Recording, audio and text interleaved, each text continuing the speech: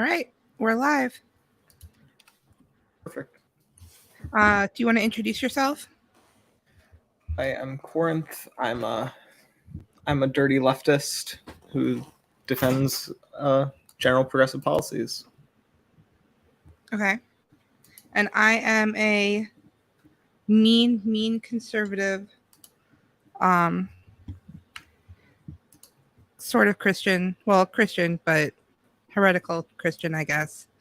And but I'm also a libertarian, so I don't really want to use the government to like enforce Christian morals, but I think they should be culturally enforced. That is a position to hold, I guess. So I guess we decided on like abortion as the main topic, right? Right. I guess the main thing is going to then be down. What's your position against people being or abortion being a morally okay act? Okay. So abortion is murder.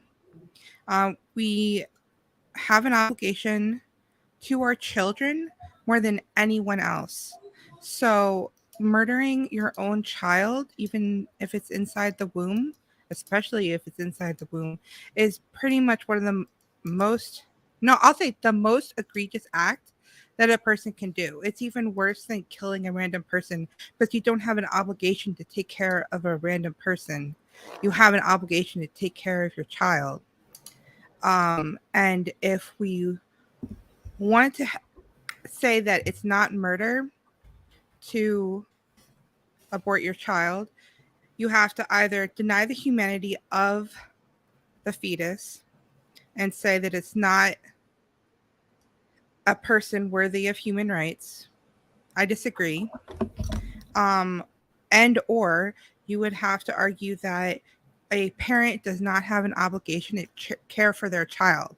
And in that case, there's going to be further implications post-birth where you're going to have to get rid of child support and all sorts of, well, it's mainly that child support. You can't make men pay child support if you can't make a woman carry her pregnancy. All right. I mean, I guess the first thing is going to be we're just at that point, just arguments can be granting that a fetus is going to be the same thing as one's child. I think that we can like run a few thought experiments to figure out that we're generally not going to value a fetus the same as we would a child. We're going to have like a very large gradient between the two. And one of the simpler things would be like a zygote that just gets fertilized versus a child, human child. We're generally going to choose to save the child in those cases. This is going to be really intuitive, and we're going to end up trying to boil that down and justify that with both beliefs, and that's going to really show us that we do have a meaningful distinction between the two things there. So it wouldn't be like fair to try and grant those two the same status in another state, like when we're running the idea of it's bad to kill your child, so it's bad to kill the zygote or the fetus or the embryo or any given sort of developmental stage. Oh, sorry, were you done? Also, when we say like we don't have obligations to other people's kids, that's a really weird thing to say. Most people would look at like certain other moral situations, like if you see a child drowning in a kiddie pool and you just literally have to pick the kid up to get them out of it, no harm to you. We would usually say that a person that chooses not to do that is like a bad actor. They're going to be like baseline moral obligations we have to other people, and especially people who would be at like a lower ability to protect themselves. I didn't actually say that we don't have obligations to other people's children. I said that we don't have an obligation to other people. For children, it's kind of different because they're not of age. For adults, you don't have a legal obligation to save someone's life, though you morally should. For children, I think that bar would be even higher than for adults, but I'm not aware of any place where it's illegal to not save someone else's child. But morally, you definitely should do that. And comparing children to fetuses, like a child who's been born to a fetus, I don't know why you would have to choose one life over the other. And even if you did, that doesn't mean that one has more moral worth than the other. That just means that um, we prioritize women over men. We prioritize children over adults. We prioritize certain people over others in a life and death situation for who to save, just based on um, the vulnerability of that person. Basically, if they can't help themselves, then you have more of an obligation to help that person than someone else. And like that, even if I had to choose between two of my children which one to save, that doesn't mean that it would be okay for me to murder the other child. That doesn't follow. Yeah, when it's not an idea of like following that, it's then going to grant okayness to that. It's the idea that when we try and run a future line down where it's like, it's bad to do X thing X to actor A, and therefore it's bad to do thing X to actor B, when we grant those two things very distinct moral worths, it's going to be, that's not going to inherently follow. One of the other things then is going to be, we generally don't value people based solely on their ability to help themselves, and it's very rarely even that. Like, we wouldn't, if we had to choose between like a very elderly person who literally can like barely walk, that's just like that, and we have to choose to either save them or save like a fairly active person. This is going to be a case with like organ donations. We do that a lot. This isn't going to be like, this is a situation where that will happen, and we don't choose the elderly person because we see it as like a more morally valuable thing to help the person who's going to be able to do more things in their life. This person is going to have more either potential, or they're going to have more action, or some characteristic that we end up valuing morally. That's also going to be a thing where we look at with like fetuses and we look at children. There are going to be very, very few people who, if you put a gun to either a jar of zygotes and a jar of children, they would choose to shoot the children, or there would even be a thought between shoot the children.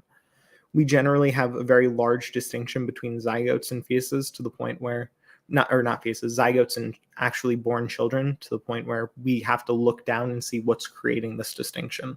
This isn't like a developmental stage. There's going to be a lot more like questioning if we look at any between any other developmental stages, like a child and an adult. It's going to be a lot harder to choose who you shoot there. There's at least going to be like a thought.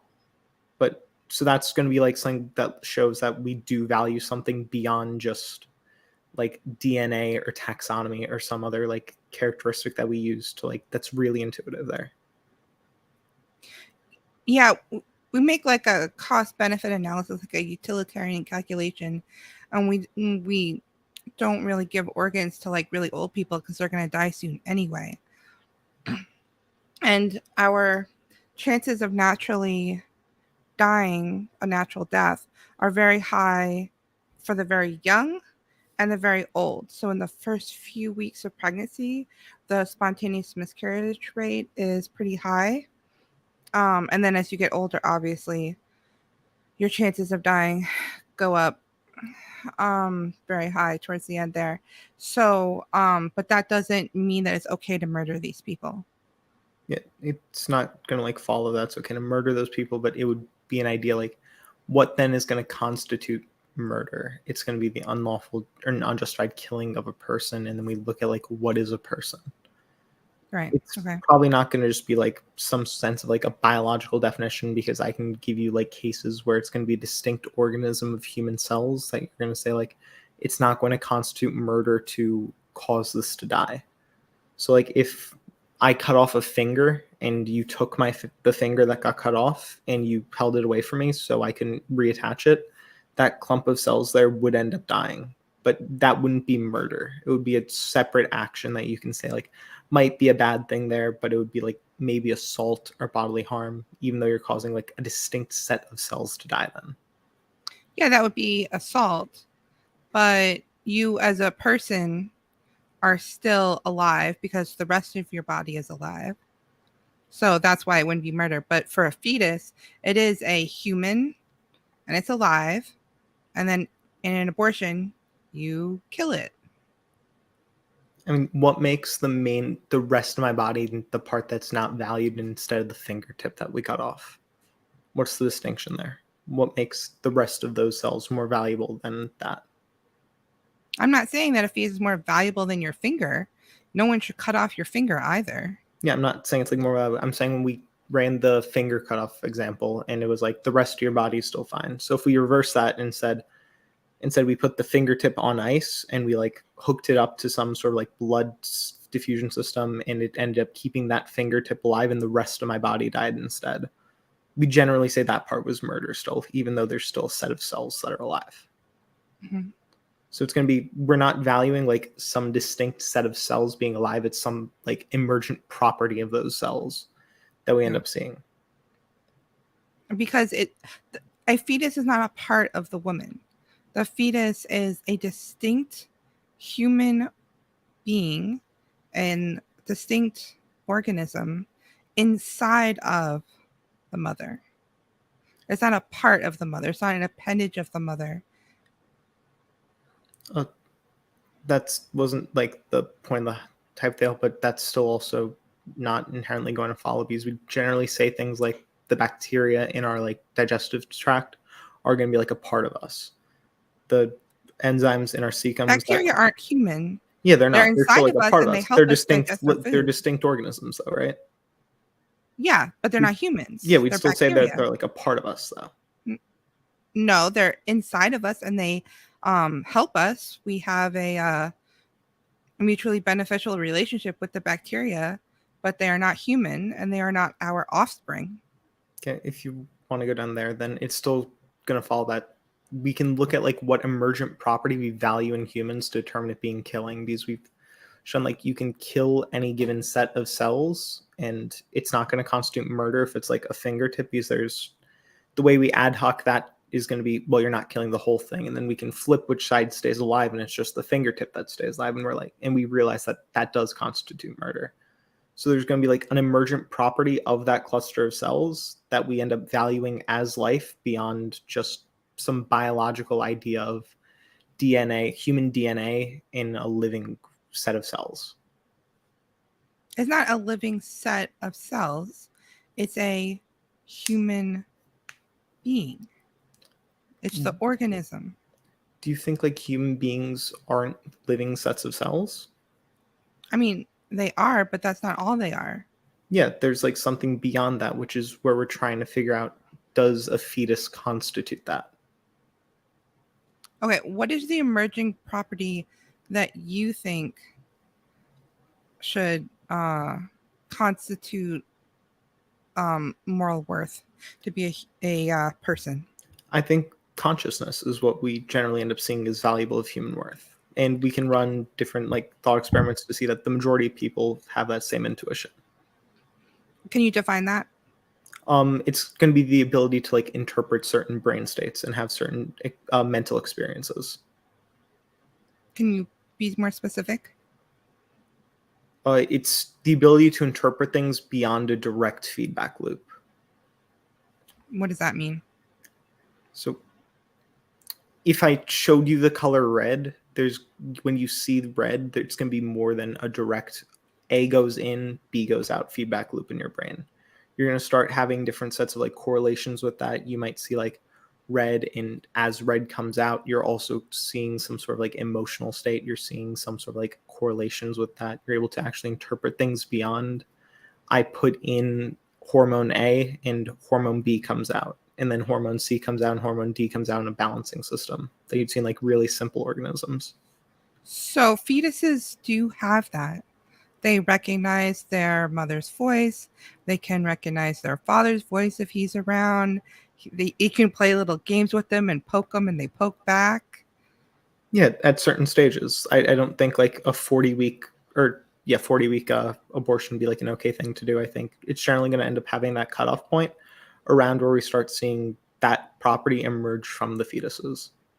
Okay, so what's that cutoff point, and how would we know that it's reached it? It's going to generally be around the 22 to 24 week mark is when we start to see this emerge in the majority of fetuses. How do we know that? because we run studies on them. We see exactly when they start to have these outcomes given these set of stimuli. We also see which structures are required for this. Like you need a brain to be able to like experience the voice, right? Yeah. We start seeing But like brain I don't development. think we have any way of knowing when a fetus starts to have that kind of mental processing. Oh, we do. You're just picking 23 weeks because that's when the fetus can survive outside the womb.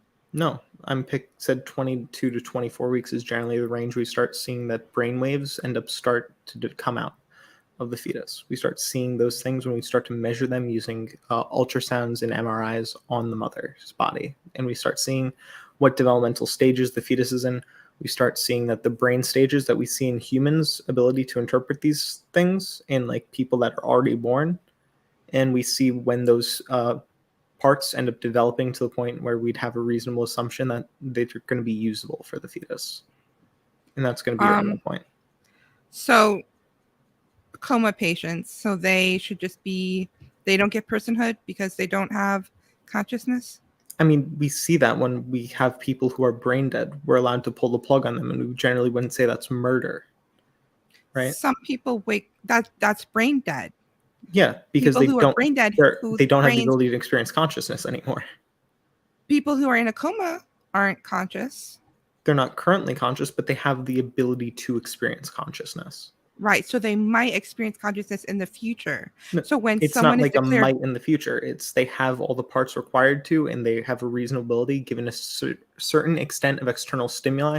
So, like if we injected them with enough cocaine to restart their heart or restart their brain and just wake them up for like 5 minutes, they'd experience consciousness. It might kill them in the process, but they'd physically be able to given external stimuli.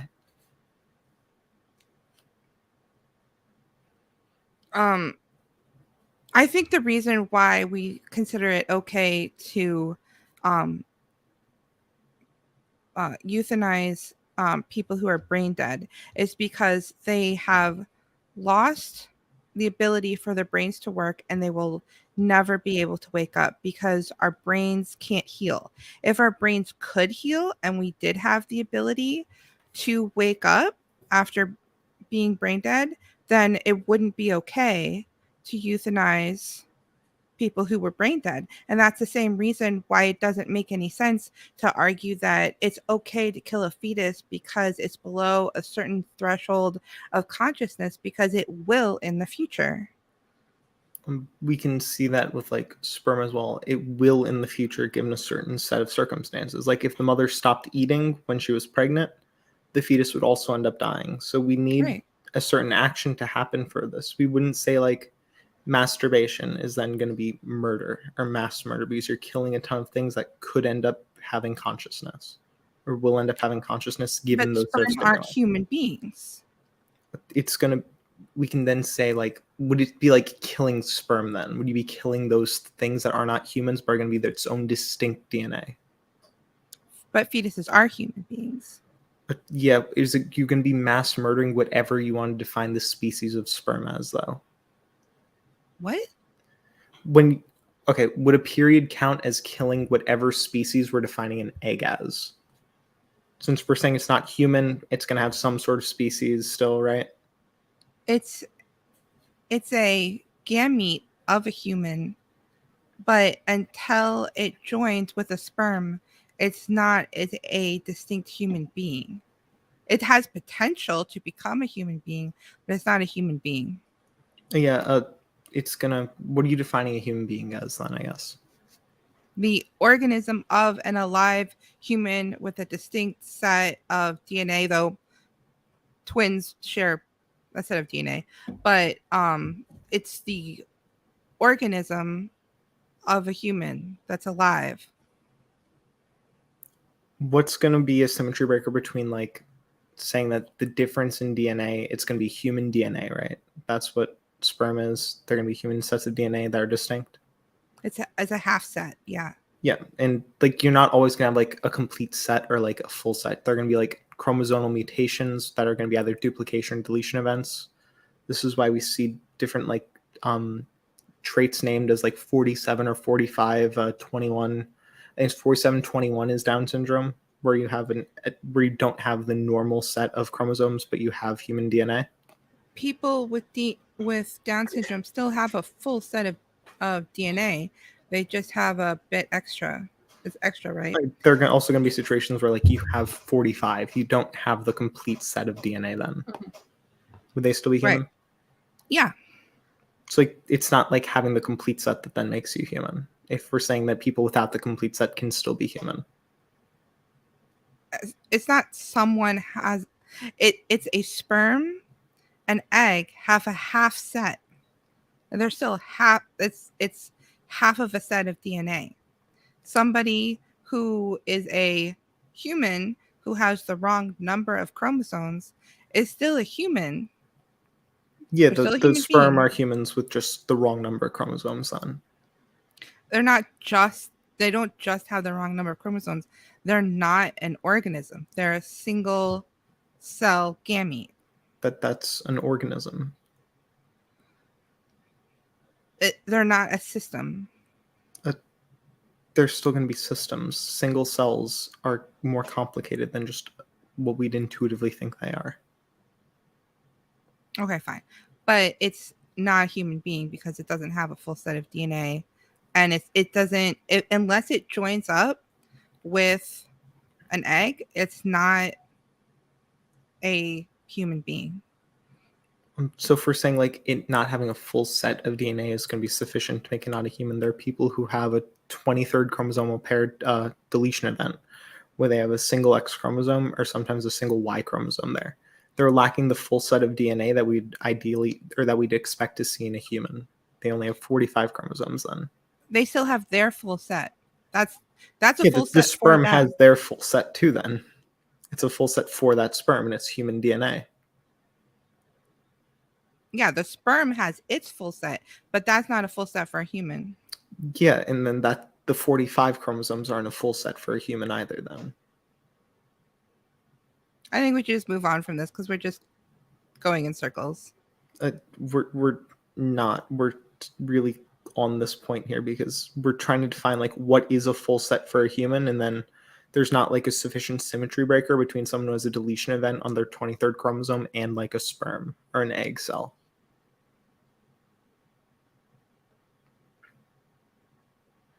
I mean, this is just such nonsense. A human being is a human being. If you don't want to define it at conception, then you have to define it someplace else. Conception is the best place to define it.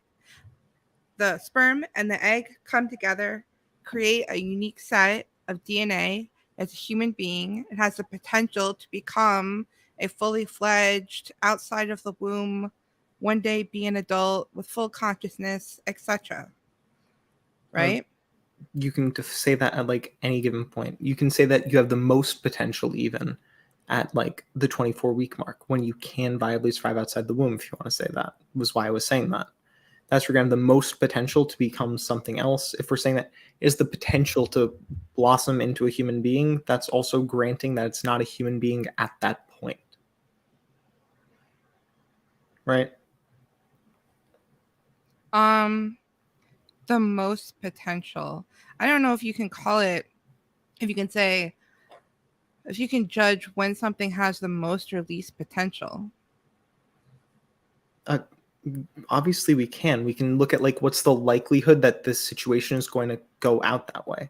At what point is the likelihood the highest? And one of the highest points we can say at the definition point is going to be when it's the 24-week mark.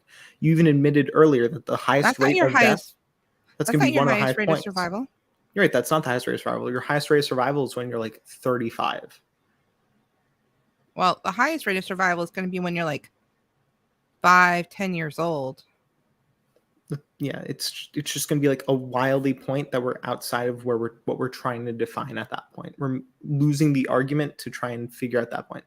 We're trying to hit the essence of what is going to be like the potential point that we would want to see. When we're saying that like the highest rate of death is going to be at like the very early stages where you're going to have spontaneous miscarriages, we're saying that there's a really low potential point there. We can also see it's not a low potential point. There's a high rate of death, and that's also true for very old people. But that doesn't mean it's okay to murder them. Yeah, it's not okay to murder them. I don't think it's going to be murder because I don't think it's going to be what we say we mean by murder. I don't think like stopping a distinct set of cells from living is going to constitute murder, as shown by like the finger cut off examples. We found out that like when we flip it though, we do constitute a certain set of distinct cells being killed as murder. That's because it's stopping some sort of emergent trait that we see. The emergent property we generally end up relating to that is going to be consciousness. And we can run a ton of different hypotheticals about that. Would you consider it murder if someone had their head cut off and their head's living in a jar, but like you can still talk to them, they're still able to like communicate, they're put on like an iron lung or something, and then they're able to talk, they're able to speak, they're able to think, they're able to do everything that we can do through this computer right now? No. If you cut off their head and the head died and it was just their body, their physical, the lower part of their body, you put on like a little Elon Musk GPU chip into it, and it's able to like walk around. It's like a robotic kind of thing though. Would that be murder? Yeah. Yeah, so what's going to be causing it to be murder in that case? It's just the same reason why it's not murder to euthanize someone who's brain dead and has no chance of waking up, but it is murder to murder somebody who is in a coma but has the possibility of waking up. It's about the potential that they will be able to wake up. Would you And think not fetuses getting have that. pregnant would be like a form of murder then? Because you're like stopping something that had the potential to gain consciousness to end up being born. What's going to be the distinction between like a zygote and a egg cell?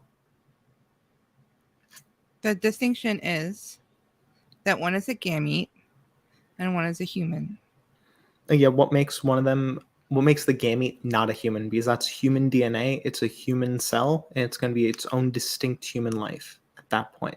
It just doesn't have the set of chromosomes that we'd expect to see from most humans. We already admitted earlier that someone who doesn't have that can still qualify as human. Can still qualify as human. A gamete is a human's reproductive cell. A fetus is a human being that is an organism. A gamete is an organism. A gamete is going to be a human cell. A zygote is going to be a human reproductive cell as well. It's just at a later. It's the combination of two of them at that point. Right. A human being. A human being is a combination of two reproductive cells. That's the only way we're going to define it. I mean, a human being is created by combining two reproductive cells. A Again, gamete, sex or reproductive cell containing only one set of dissimilar chromosomes or half the genetic material necessary to form a complete organism. Gametes are formed through mitosis, in which a germ cell meiosis, not undergoes mitosis.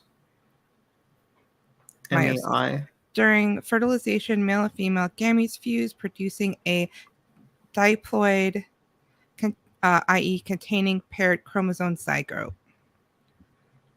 Yeah, a gamete is a haploid cell of the organism. A zygote is going to be the diploid cell.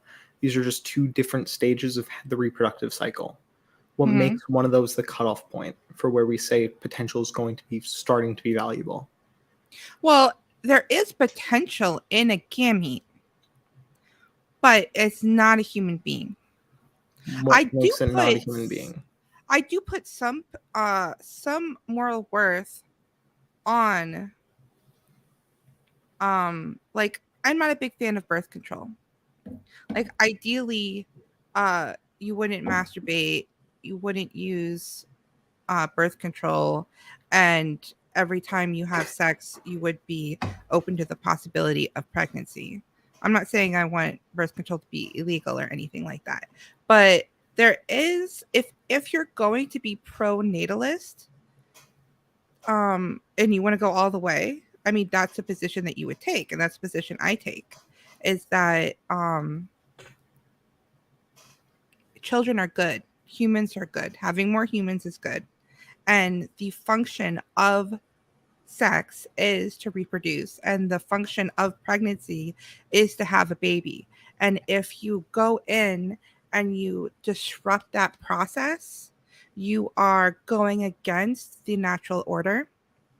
And to but obviously, to take a fetus, a human being that's living inside of the mother, that she has the responsibility of taking care of and mothering until at which point she could possibly hand it off to somebody else to take care of it if she doesn't want to, or if she's not able to. She has to take care of that child. And if she refuses to take care of that child and murders it, that is murder, and it's wrong, and it shouldn't be socially acceptable. It shouldn't be promoted. And it's a rejection of human life, and it's really a culture of death, and it's really rejecting the beauty of life and this and how life is sacred. If you're able to kill a fetus, the most innocent human that there could possibly be, uh, you don't hold human life as being sacred. And that's going to have more implications for even that child that was murdered in the womb. It's going to have implications for society and the moral fabric of everyone and how we think about things. If we start calculating, oh, is this person conscious enough to have moral worth? And we start thinking about people as cogs in a machine instead of really genuinely holding that all human life is sacred. Yeah, we don't hold that all human life is sacred. We would say that with like brain dead people. We'd say that even though they're like biologically alive, it's not going to be a sacred life because it doesn't have that emergent property we say. Even you were going to say that like it's not that. It's going to be the potential of that emergent property. Is what so like I think that brain dead person is still they're they're physically alive, but they have no possibility of ever waking up. And so it's morally acceptable to pull the plug, though you still it's hard because it's hard to tell when someone's truly brain dead. And there's been cases where they're arguing about it, and the doctors want to pull the plug, but then a parent says no. uh, I still have hope that they're going to wake up, and the person ends up waking up, and you don't know for sure what that possibility is. So I would err on the side of not pulling the plug. But if there really is no potential there and you're just going to live a life like a nothing life, um, or if you're going to die a slow and painful death, which I deviate from the Catholic Church on that, I can see that it could be rational to say, okay, you know what, it's okay to euthanize at that point.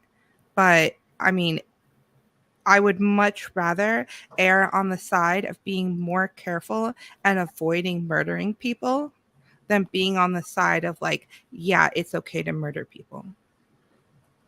yeah, I'd probably agree, but it's going to come down to what makes the brain dead person being able to wake up being morally relevant, right? That's going to feed back into consciousness. Right. There's something about consciousness, and it's like, is the soul no longer in the body if the person is brain dead? You know? If like the soul's no longer in the body, then the zygote never had the soul to begin with. It just has the potential to get the soul. Yeah, I guess if you're religious, you might argue about when the soul inhabits the fetus. So like it would be fine before the soul gets there then. I don't know how we would know that when it's when it comes in. If I can show you like if we're going to like Loki's wager. Do you know what Loki's wager is? Probably, but go ahead and Loki's wager is the old story where it's Loki made a bet with a dwarf and he said that if I lose this bet, you can have my head. He lost the bet and then he went to the dwarven kingdom. He told them, you can have my head, but you can't have an inch of my neck. You can have literally none of my neck because that wasn't a part of the bet. So the dwarven executioners were trying to figure out where exactly they could cut his head off. without Mm-hmm. getting any of his neck. Now, Mm-hmm. one thing that could have been done is they err way on the side of consciousness, caution. You can cut like here. This isn't like at my cheek. It's not going to be my neck. All you're going to get is head. No one's going to even argue that like anything below that is that. You're going to leave a bunch of head there, but you're not going to get any neck. So if I can show you a point where there's no possible way for it to happen before that, but I'd leave like that'd be like a hyper conservative estimate. Would that be a point you'd say it's okay to abort it? We went from Loki's neck to abortion all of Yeah. a sudden, and I'm not sure how that maps. Yeah, because you said that I'm not going to be able to tell you exactly where it's going to start. I'm not going to be able to show you where it's going to start. I can show you a point that there's no possible way that it's going to start before that point. Just like in Loki's, it's going to be Loki's wager. You can't show me the exact point it starts, so it's not okay to cut the head off. But you can err way on the side of caution and still cut the head off, but you're leaving the head. You're cutting before it starts, before you get to the argumentation point. Okay. So I would err on the side of let's not murder humans. Yeah, I'm agreeing. We can err on that side by going way before consciousness starts. Like if I told you at like 12 weeks, like that would be the point for the cutoff. If that was the point we're saying the cutoff for it being morally okay is because there might be like some niche case where there's like brain starting to develop. You might get a couple neurons at that point. But even if the fetus doesn't yet have consciousness, they have the potential to become conscious. This is why it's okay to euthanize people who are brain dead, because they have no possibility of becoming conscious. If our neurons, if our brains could heal themselves, it would not be okay. Because even if the person isn't conscious right now, they would have the potential to become conscious. So it doesn't even matter if the fetus doesn't have consciousness yet, because it will. So what if the mother does things that just stop it from having the potential to? Would then that be like an okay thing? So like she would not eat enough nutrition that would be required for the baby or the fetus to survive. It's not going to end up being able to develop past that point because of that. She's not actually attacking the baby. She's just removing some of the possibility of potential there. She's removing that potential. You have an obligation to eat when you're pregnant, Why does she have an obligation to eat while she's pregnant? because that's how you feed your baby. Yet you're already begging to the point then that it's not the potential there, it's the value there. You're trying to say you're obligated to protect someone else's potential. Am I obligated to like jump in front of a car for you to try and You're stop? not obligated to jump in front of a car for me. You are for your children. Am I obligated for like any given child? No, but you are for your children. What And I makes am for my my children more valuable than someone else's child? because they're your child. What makes them being That's my how it child works. more valuable? Because that's the parent-child relationship. Every child has two parents, and they have an obligation to care for that child. That's the natural order. Something being natural doesn't mean it's like an ought claim though, right? I didn't say it was natural. I said it's You're the saying it's natural like it's the order. natural order. Like natural Mhm. order doesn't mean something's like an ought claim that should be valued, right? I'm saying natural order is an ought claim. Yeah, that doesn't mean like we should value that ought claim. It's going to be like it is natural, so we ought. Part of the natural order, so we ought do it, right? We ought to value the natural order, because if we don't, everything goes to shit. What do you constitute as the natural order then? It's like so many things. Like it's just like how the world works, and specifically when we're talking about how society should be, it's the moral code that humans should live by in order to have good lives, in order for things to work properly. Like, we are humans, we are part of a human society, and we need to live by certain rules in order for that society to work smoothly. And I Yeah. believe that one day we will live in God's kingdom where everything works perfectly. And the better we adhere to the natural order, God's law, the better things will get until that state of perfection. What part of God's law says you should value your children more than you should value another child? It's not so much value, it's obligation to care for. What part of God's law makes it like you're more obligated to care for things that are more genetically similar to you than another being? Because I mean, why are you obligated to care for your own children more than somebody else's? Because they're your children. That's just like the deal. And like, if we weren't gonna, like I said in my opening statement, if we're going to say that's not the deal, we're not going to care for our own children, we don't have an obligation to do that, you're going to have interesting implications for society, because you're not going to be able to charge men child support. You're not going to be able to charge parents with neglect. It's just going to be a free for all. There's going to be no obligation for parents to care for children whatsoever. Like that's not going to work out well. It's And actually the opposite way is what I'm asking the question. I think we should value our children. I think we should also value other people's children. I think we should value all human life. I don't think that we should like all human life with that experiential quality and that emergent property that we value. You keep going from obligation to value, but I'll switch it back to obligation. I don't have an obligation to care for another person's child because I did not consent to that. When you have sex, when you consent to sex, you consent to caring for any child that might result from that sex. That's the contract you make with God when you have sex. And we've Someone already else's child, I did not consent to take care of their child. Yeah, and we already like showed that we would still agree that there's going to be a level of obligation we have to that child. Like if they're drowning in a pool and we see that and we have the means to stop it, we should pull the child out. We shouldn't let another child drown just because we didn't consent to Yeah. it. It would be a Yeah. bad act to watch them drown, right?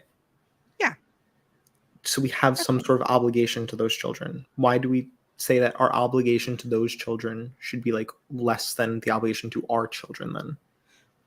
Would you be put in jail if you didn't intervene? Like, this isn't a child you're watching. You didn't agree to babysit this child. You don't know wouldn't this be child. It has put in nothing to jail do with you. if like you walked past your own child drowning either. Yeah, you would. Yes, you would. It's going to be That's the same neglect. set. Okay, do you want to go into like the legal idea then? Because we'd probably agree more on the legal definitions and the legal thoughts if you want to go with the libertarian arguments, right? Right. I think that morally you should help other people whenever you can. Definitely. But that's different than an obligation. An obligation, you have to do it, or like that's like a legal obligation. To me, the word obligation, I think of legal. So like then I guess we'd probably agree more on the legal parts and we can move on to like more of the oughts in a moral sense. Ought you treat your child as more valuable than you treat another child? So if you have the means to help your child and the means to help another child and you have the means to help both of them, is there going to be like a reason to only help one of those children? It would be good to help both, yes. We So should you'd have definitely like help people whenever we can. it's like you ought value other people's children just like you value your own, right? I value. What do you mean by value? You'd put moral weight on them. You ought treat them as if they're like similar moral standards and similar moral status. Yes, absolutely. Yeah. Then yeah, that's like going to be outside what we think of as like the natural order, right? No. Because I'm saying obligation and you're saying value. I'm saying you only have an obligation to care for your own children. And you're saying you should value other people's children too. I agree. We should value all children. Because you were using but you don't have in the legal sense. And we agreed that like we're going to probably agree on the legal idea of obligation, which is why we moved right to oughts in a moral sense there. Right. And we still agreed on the oughts in a moral sense there. So it's like I wasn't saying ought while you So were I'm using not sure what argument you're making. It was the line of where you're saying like you have an obligation to do this for your child, and you were saying that in like a legal sense, but in a legal sense you don't have the obligation to like not abort your fetus either. So it seemed like you were just going in a moral sense and using the Can word you say both that again? ways. I'm sorry. In a The last legal part. sense, you don't have the obligation to not abort a fetus Why? because that's just the law of it. If we're using obligation as in what's legal, you we can Oh, look no, at the no. law. I don't mean, I mean what should be legal or what is legal according to the natural law. I don't mean How do you determine what just should be legal? the natural law How do you determine what is natural law then? by results. Try, like, if you want to start your own society where you parents don't have obligation to their children, you can go do that far away from me and do that and see how that plays out. I don't think it's going to work out very well for you, and your society is going to collapse.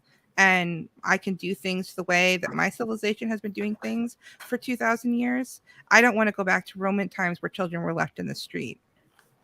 Yeah, we don't have to like leave children in the street to have like an abortion. We can create the I mean, it's distinction point. basically the same thing. It's not. It's even when we look at the effects of when we It's pass. actually worse because when they would put children in the street, they would often get picked up and raised by somebody else, often by Christians. But when you have an abortion, you're actually murdering the child and they have no chance of being raised by anybody else. So it's actually worse than leaving your child in the street. It's not. But again, we're gonna go back to looking at the results of the things. Do you think that we had better results as like a nation and national stability in No. childcare, in average child health, in average child life, and how children are raised, and the quality of children's lives after we started passing legislation and having things like Roe v. Wade pass? Roe v. Wade wasn't legislation, it was court fiat. That's why I But said an and conjunction there. I didn't say that this was the legislation. I said legislation and Roe v. Wade. um,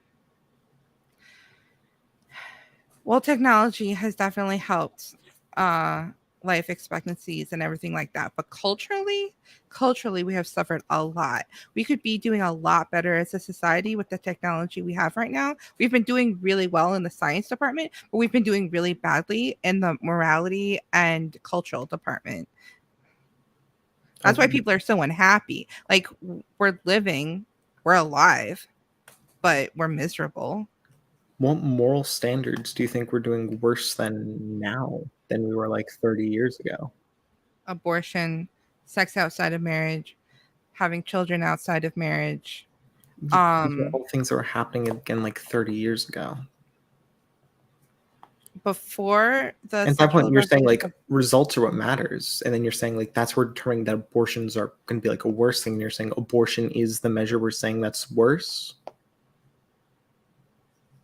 well, that point, that's okay, if you want to take abortion off the table, we can look at all the other things. We got birth control, which should decrease the number of unwanted children, right? You would think yeah, that's how that would work. If you have birth control, yeah, if you've it has. invented birth control, you would get fewer unwanted children, but we have more now than we did then.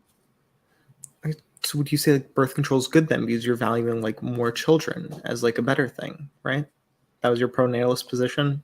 So we have more children. Yeah, I think birth control is a bad thing. So then the result of more children is like a bad thing too, or Say it again? you're saying like we're having more children because of birth control, right? No, we're having more unwanted children as a percentage. So you We're feel like having having out birth of wedlock control. births. So you're saying like were we having less children beforehand then? We're having We more were children. having more children before birth control, but on a per capita basis, a higher percentage of those children were wanted, were born within marriage, and families were more functional when people had a respect for sex and they believed that human life was sacred. And like, my great grandmother had 10 children, and I asked her and I was like, did you want to have that many kids? And she's like, oh yes, of course I did. And that just blew me away because I just figured it wasn't really her choice, it was just something that happened to her because they didn't have birth control back then. But it was absolutely something that she wanted because that was the cultural norm at the time. And then we got birth control and we normalized sex outside of marriage because if you're not going to get pregnant, then it's okay to have sex outside of marriage. And but birth control fails a lot. So we had to normalize abortion.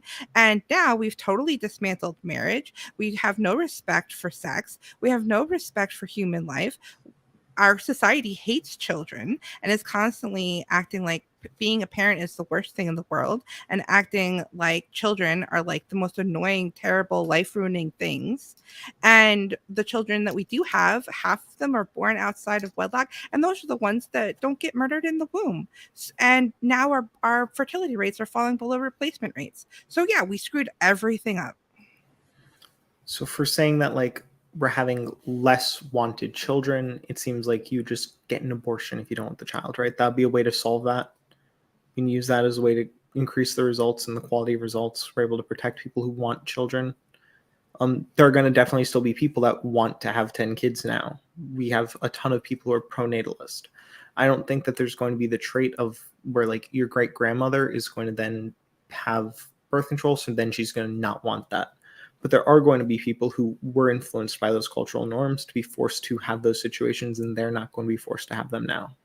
Well, I can't know what my grandmother would have been like if she was raised now. We're a product of our society and the culture that we're around. So yeah, and there's when still we going to be people who want those 10 kids, right? but the economic situation and the cultural situation is going to make that harder to pull off, and it's going to make less people even want it, because if you're told your whole life that that's crazy, like when people ask me if I'm going to have more kids, I say I'll take as many children as the good Lord gives me. Now I'm 37, but when I was younger, people would react horrified. And when I'm not very swayed by people's opinions, like I don't really care what people think about me, but a lot of people are, and so that's going to affect people. So even if somebody for some reason just out of the womb, they just have the genetic code for wanting 10 children, and it's eventually going to get like not beaten out of them, but like worn out of them as they get these messages over and over and over again that children are bad. And if your only metric you're looking at is decreasing the number of out of wedlock births, then you would think, oh, well, we should legalize abortion, and the government should pay for it, and the government should pay for birth control and all this stuff to decrease unplanned pregnancy, out of wedlock pregnancies. But in the long term, the effects that it has on culture ends up having the reverse effect, because it's against the natural order. These are the types of things when you go against the natural order, you see all kinds of unintended consequences that you wouldn't predict. So do you know what the difference between for white women, their birth rates for between abortion being illegal and abortion being legal and funded by the state per 100 or per capita? Like how many difference? It's going to depend on the state and like other factors. When we like start conglomerating that data, we start like compounding it. We look at places where it's illegal and places where it's legal and funded. What the birth rate difference is going to be? I imagine that in more Democrat states that the overall fertility rate is going to be lower. Like I am from New York, and when I moved from New York to Kansas, I was amazed by how many babies and pregnant women and just children I was seeing, because in New York, that wasn't something that you really saw very much. New York, let's go. Are you still in New York? Yeah. Barkley jersey on the wall. Have to shoot the Giants out, shout the Giants out with that one. Sorry. But yeah, if we look at it, it's going to be 8 per 100.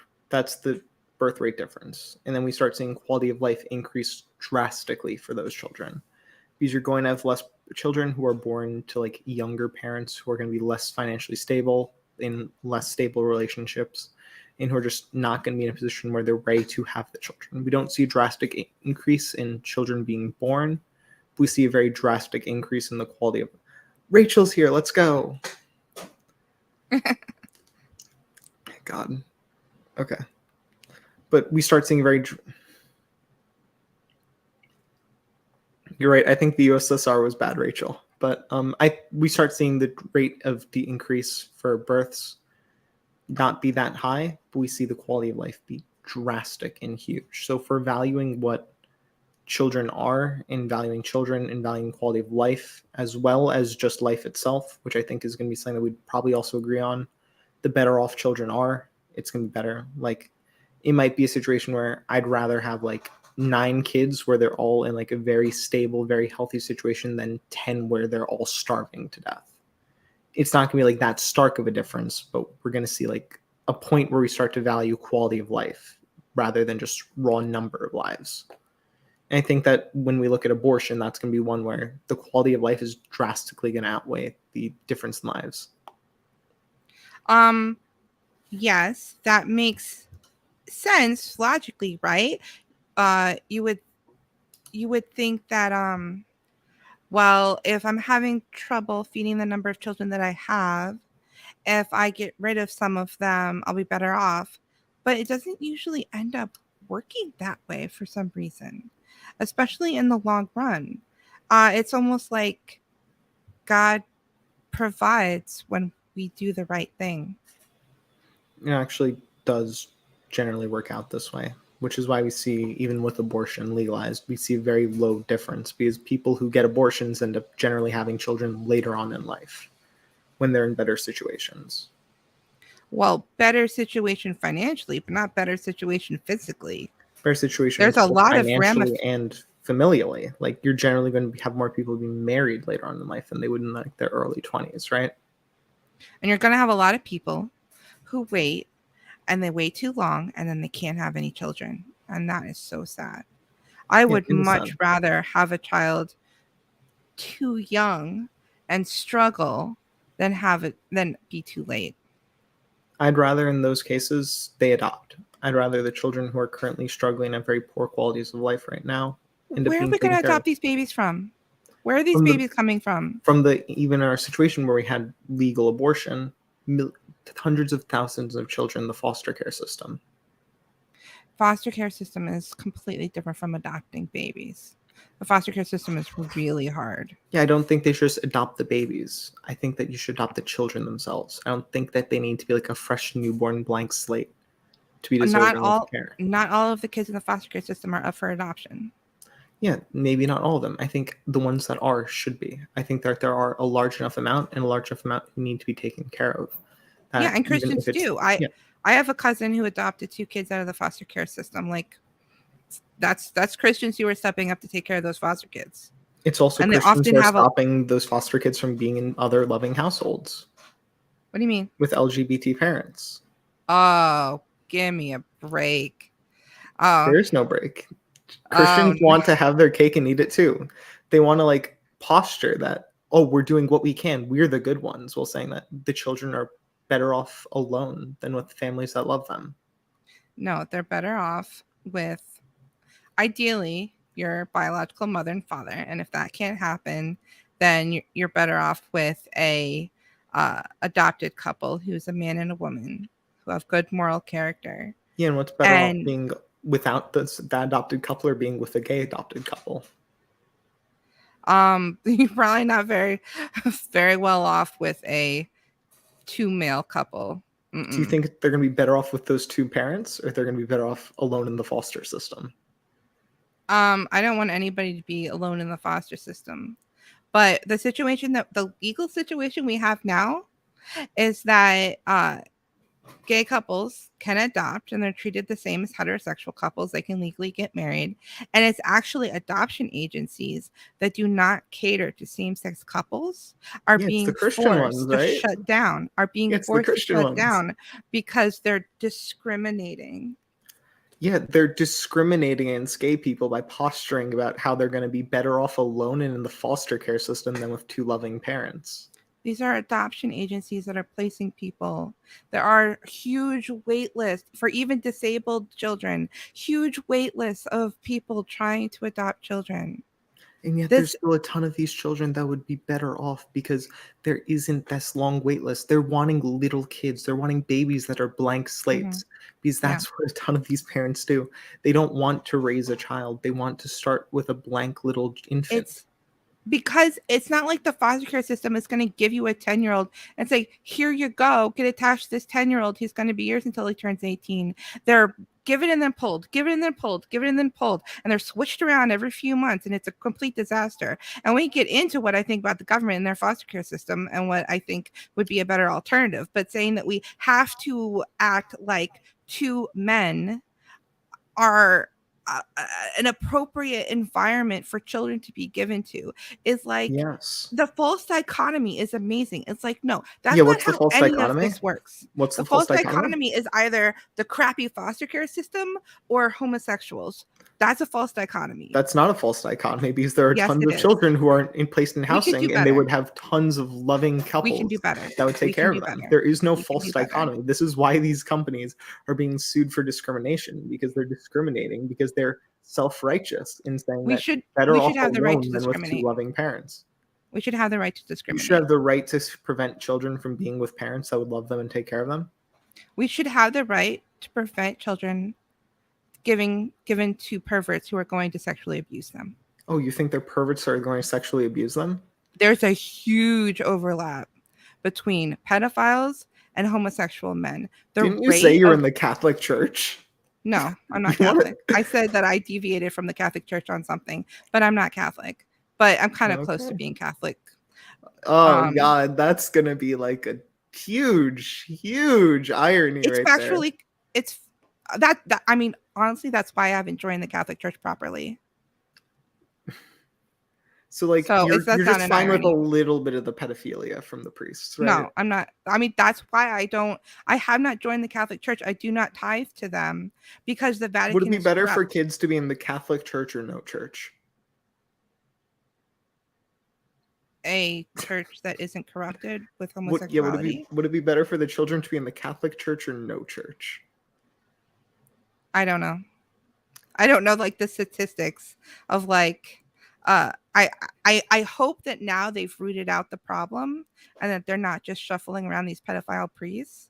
I would have to look into it more, but this is why I haven't joined, because I don't. You have a kid that they say, I'm either going to go to the Catholic Church or I'm going to be an atheist. Which should they do? Probably go to the Catholic Church, but this is a false dichotomy. Perfect. Let's go. Do you think this is a false dichotomy? Do you think that the children should be with the gay couple or they should be in the foster care system? There's only one couple that's willing to adopt them. It's the gay couple. Should they be allowed to adopt? That's a false dichotomy. Do you think that there's no case where this is going to happen? I think that there are. No, I don't think that's the case where that's going to happen. You don't think there's a case where like only gay couples are willing to adopt certain children? This is why they have to sue and shut down the Christian adoption agencies to stop them from discriminating against gay people, or else gay people wouldn't get their victims handed to them by the state's foster care system. It's the fact that children are going to be a lot of them are in victims. the foster care system. A lot of them are victims, and there's a lot of victims that go to the Catholic Church, right? There's a lot of victims of like straight Christian couples that get adopted too, right? Yeah. So we're stopping Christians from getting their victims when we let them go to gay couples instead. No. Yes, you just said that there's a huge number of Christian couples that adopt. They're going to sexually abuse their children. There is a huge overlap between men who have sex with other men and identify as gay and pedophiles. There's also a huge overlap between men who have sex with women and identify as heterosexual and pedophiles. There's a huge overlap because men are predominantly pedophiles, or going to be the predominant rates of pedophiles are men. Per capita, men who identify as homosexual are going to be way more likely to be pedophiles than men who identify as heterosexual. What's the difference in the and you can see rates? This is, remember when Milo got canceled? Yeah, what's the difference in the per capita rates? I don't know. I'd have to look it up. Do you remember when Milo got canceled? Oh yeah, because he was making light of the pedophilia in the homosexual community. Like, oh yeah, and remember who kept embracing Milo? Remember who's trying to bring Milo back? What religion they're a part of? I don't think it's the gays that are claiming Milo. I'm pretty sure it's the Catholics that are claiming Milo right now, right? No one's claiming Milo right now. America First is really claiming Milo. He got canceled by the right. America First is claiming Milo really now. They are government agents. They are not real people with real like Nick Fuentes is not a real person. I mean, he's like a person, but Is like Nick he's a Fuentes in the government room with agent. you right now? He's a government agent.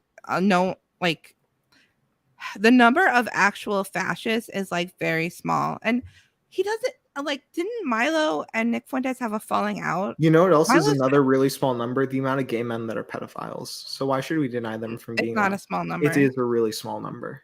It's not a small It is a number. really small number. What's the number then? I don't know. Look it up. Oh, if you ask Chat GPT, it won't tell you.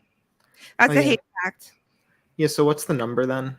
Considering you're saying like it's not a small number, you should have like an idea of what the number is, right? We can look it up.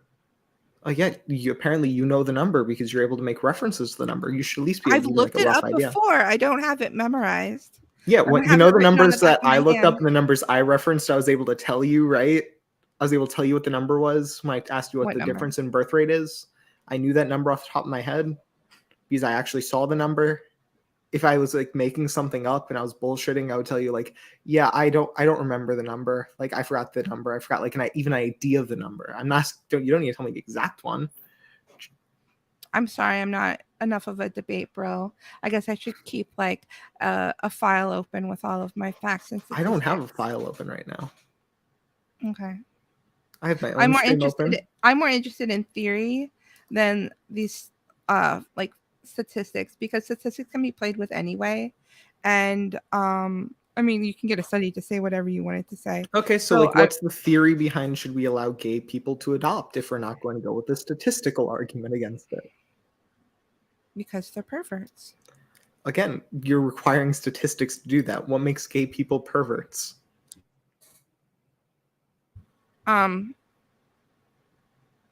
A man having sex with another man is against the natural order because you cannot produce children. You can still raise children. The penis was made to impregnate a woman. It was not made to be inserted into a rectum. That is a perverted use of the sexual function. Is using it for an unintended purpose. And there are consequences to that. Spreading disease. We have the AIDS epidemic in America because of sodomy. And it causes harm to the men's physically over time. And it can't produce children.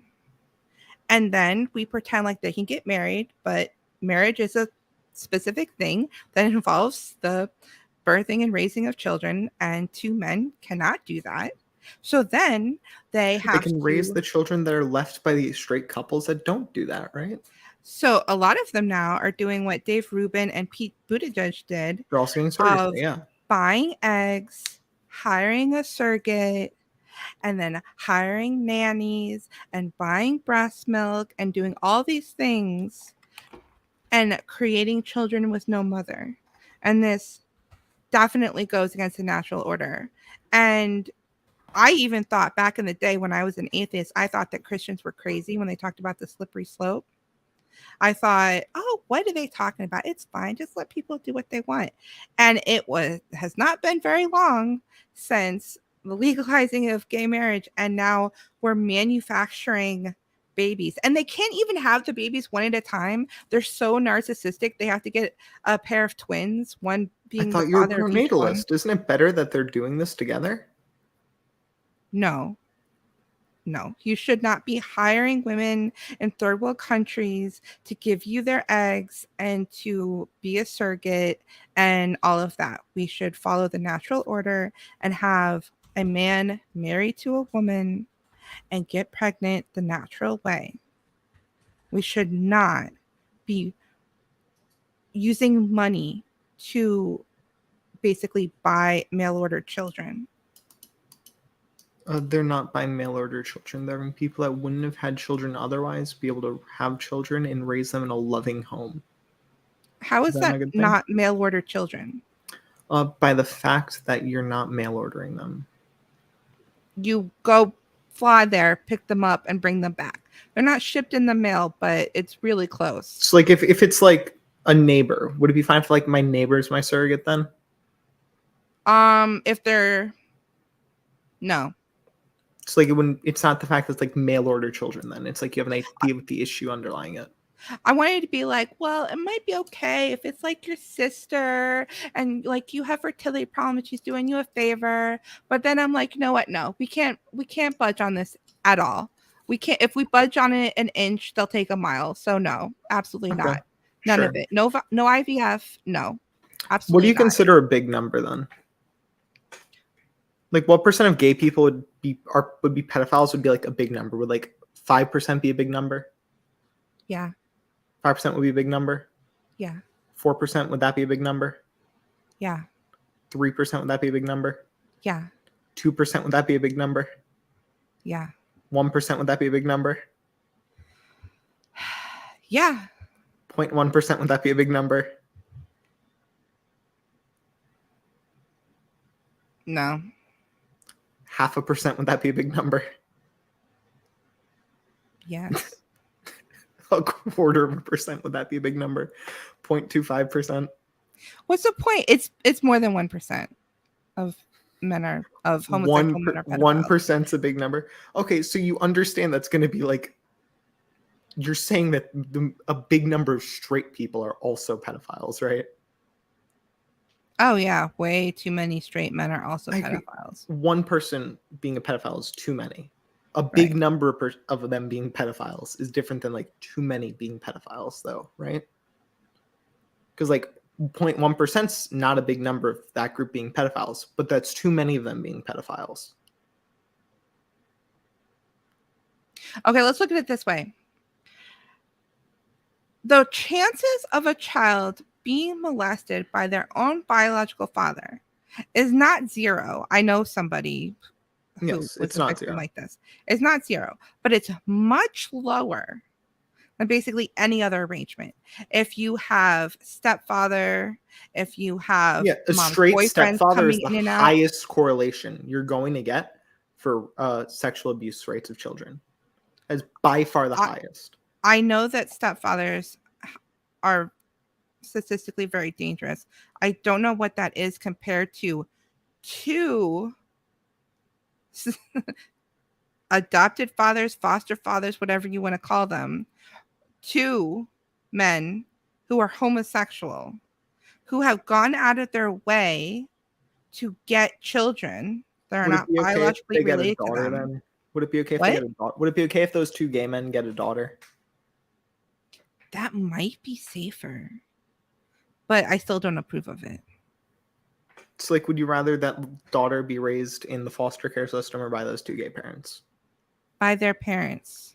They're in the foster care system already. The only couple that they have available are like gay couples. So they're the only ones that are willing to take care of this is not how society works. We have to go all the way back and look at how that child was conceived, under what circumstances. If we increase the marriage rate, if we she was born in marriage, both those parents died in a plane crash or something. Then the next of kin should take the child. All the entire family. They don't know the family. All the rest of the family died of like the plague. Then the cousin, then the second. The entire family died of the plague. They were like the only child of an only child of an only child of an only child. You'd have to go like 10 degrees out, and the closest relative is actually a gay couple. You know what? You can do what you want in your society and see how that works for you. It's working pretty well here so far, right? You think this is working well? Yeah, since we started to allow gay people to adopt, it's been significantly better. Do you know how many children are sexually abused? Not exactly. I know about the number of sex offenders registered in the US, though. The more we normalize, how many registered sex offenders do you think are in the US? I don't know. The number, the more we normalize men, do you know raising about how many children, of those are going to be like gay couples doing that? What? Do you even have a generalized idea of how many of those are going to be gay couples sexually assaulting the children they're raising? I don't have numbers off the top of my head. And it's not because we're talking about the principle of the thing, right? We're talking about You asked me, do I know how many children are sexually assaulted? You're not asking about the principle, then you're asking about the numbers. Oh, I didn't mean that literally. I meant it's way too many. Way too many children are being sexually assaulted.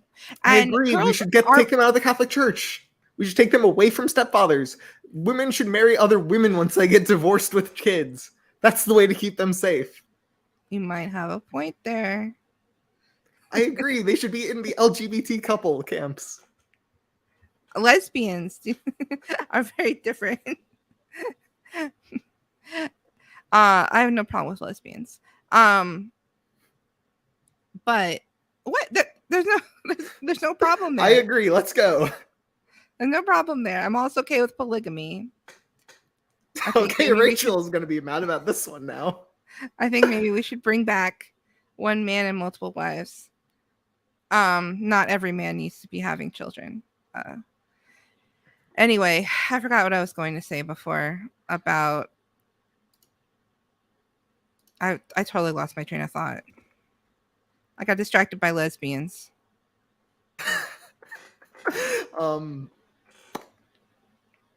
There's so many jokes to be made right here. I'm gonna skip them all in lieu of trying to be nice. Okay. What do you think is gonna be like the symmetry breaker between lesbians and gay couples?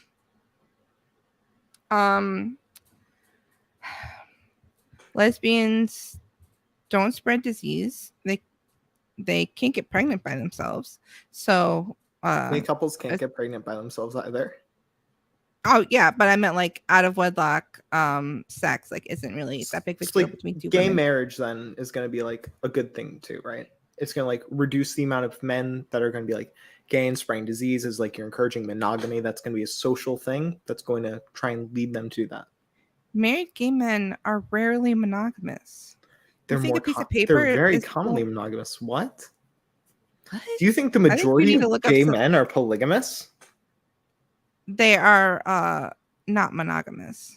Do you think the majority of gay men that are married are going to be polygamous? Do you think that's going to be an over 50% number? Yes. Yeah. You don't even think the number is going to go down? It's very rare.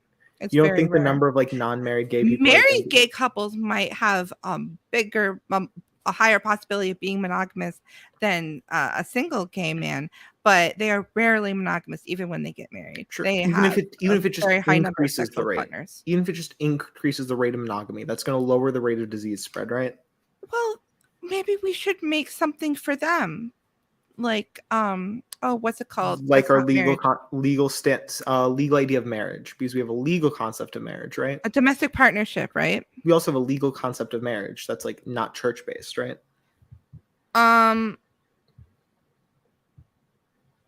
Okay, I'm a libertarian. I don't want the government. I don't want a coercive government having anything to do with marriage.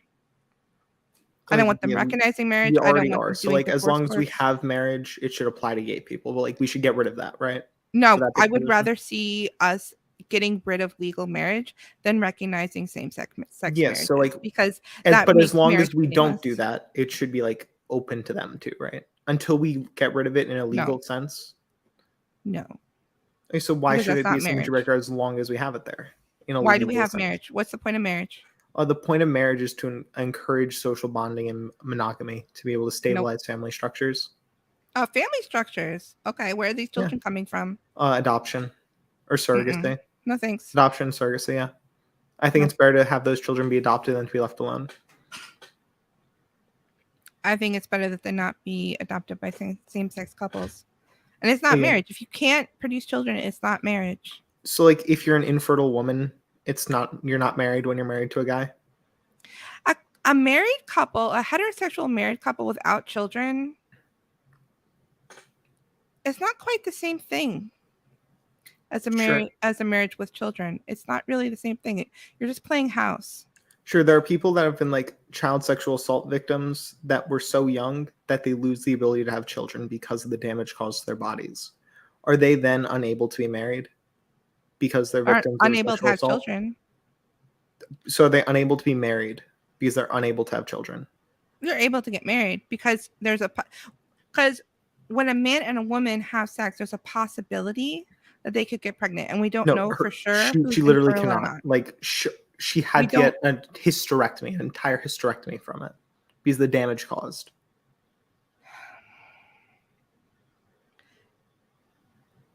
We have created the institution of marriage for men and women to have sex in a social structure that if the woman gets pregnant, everybody knows what to do.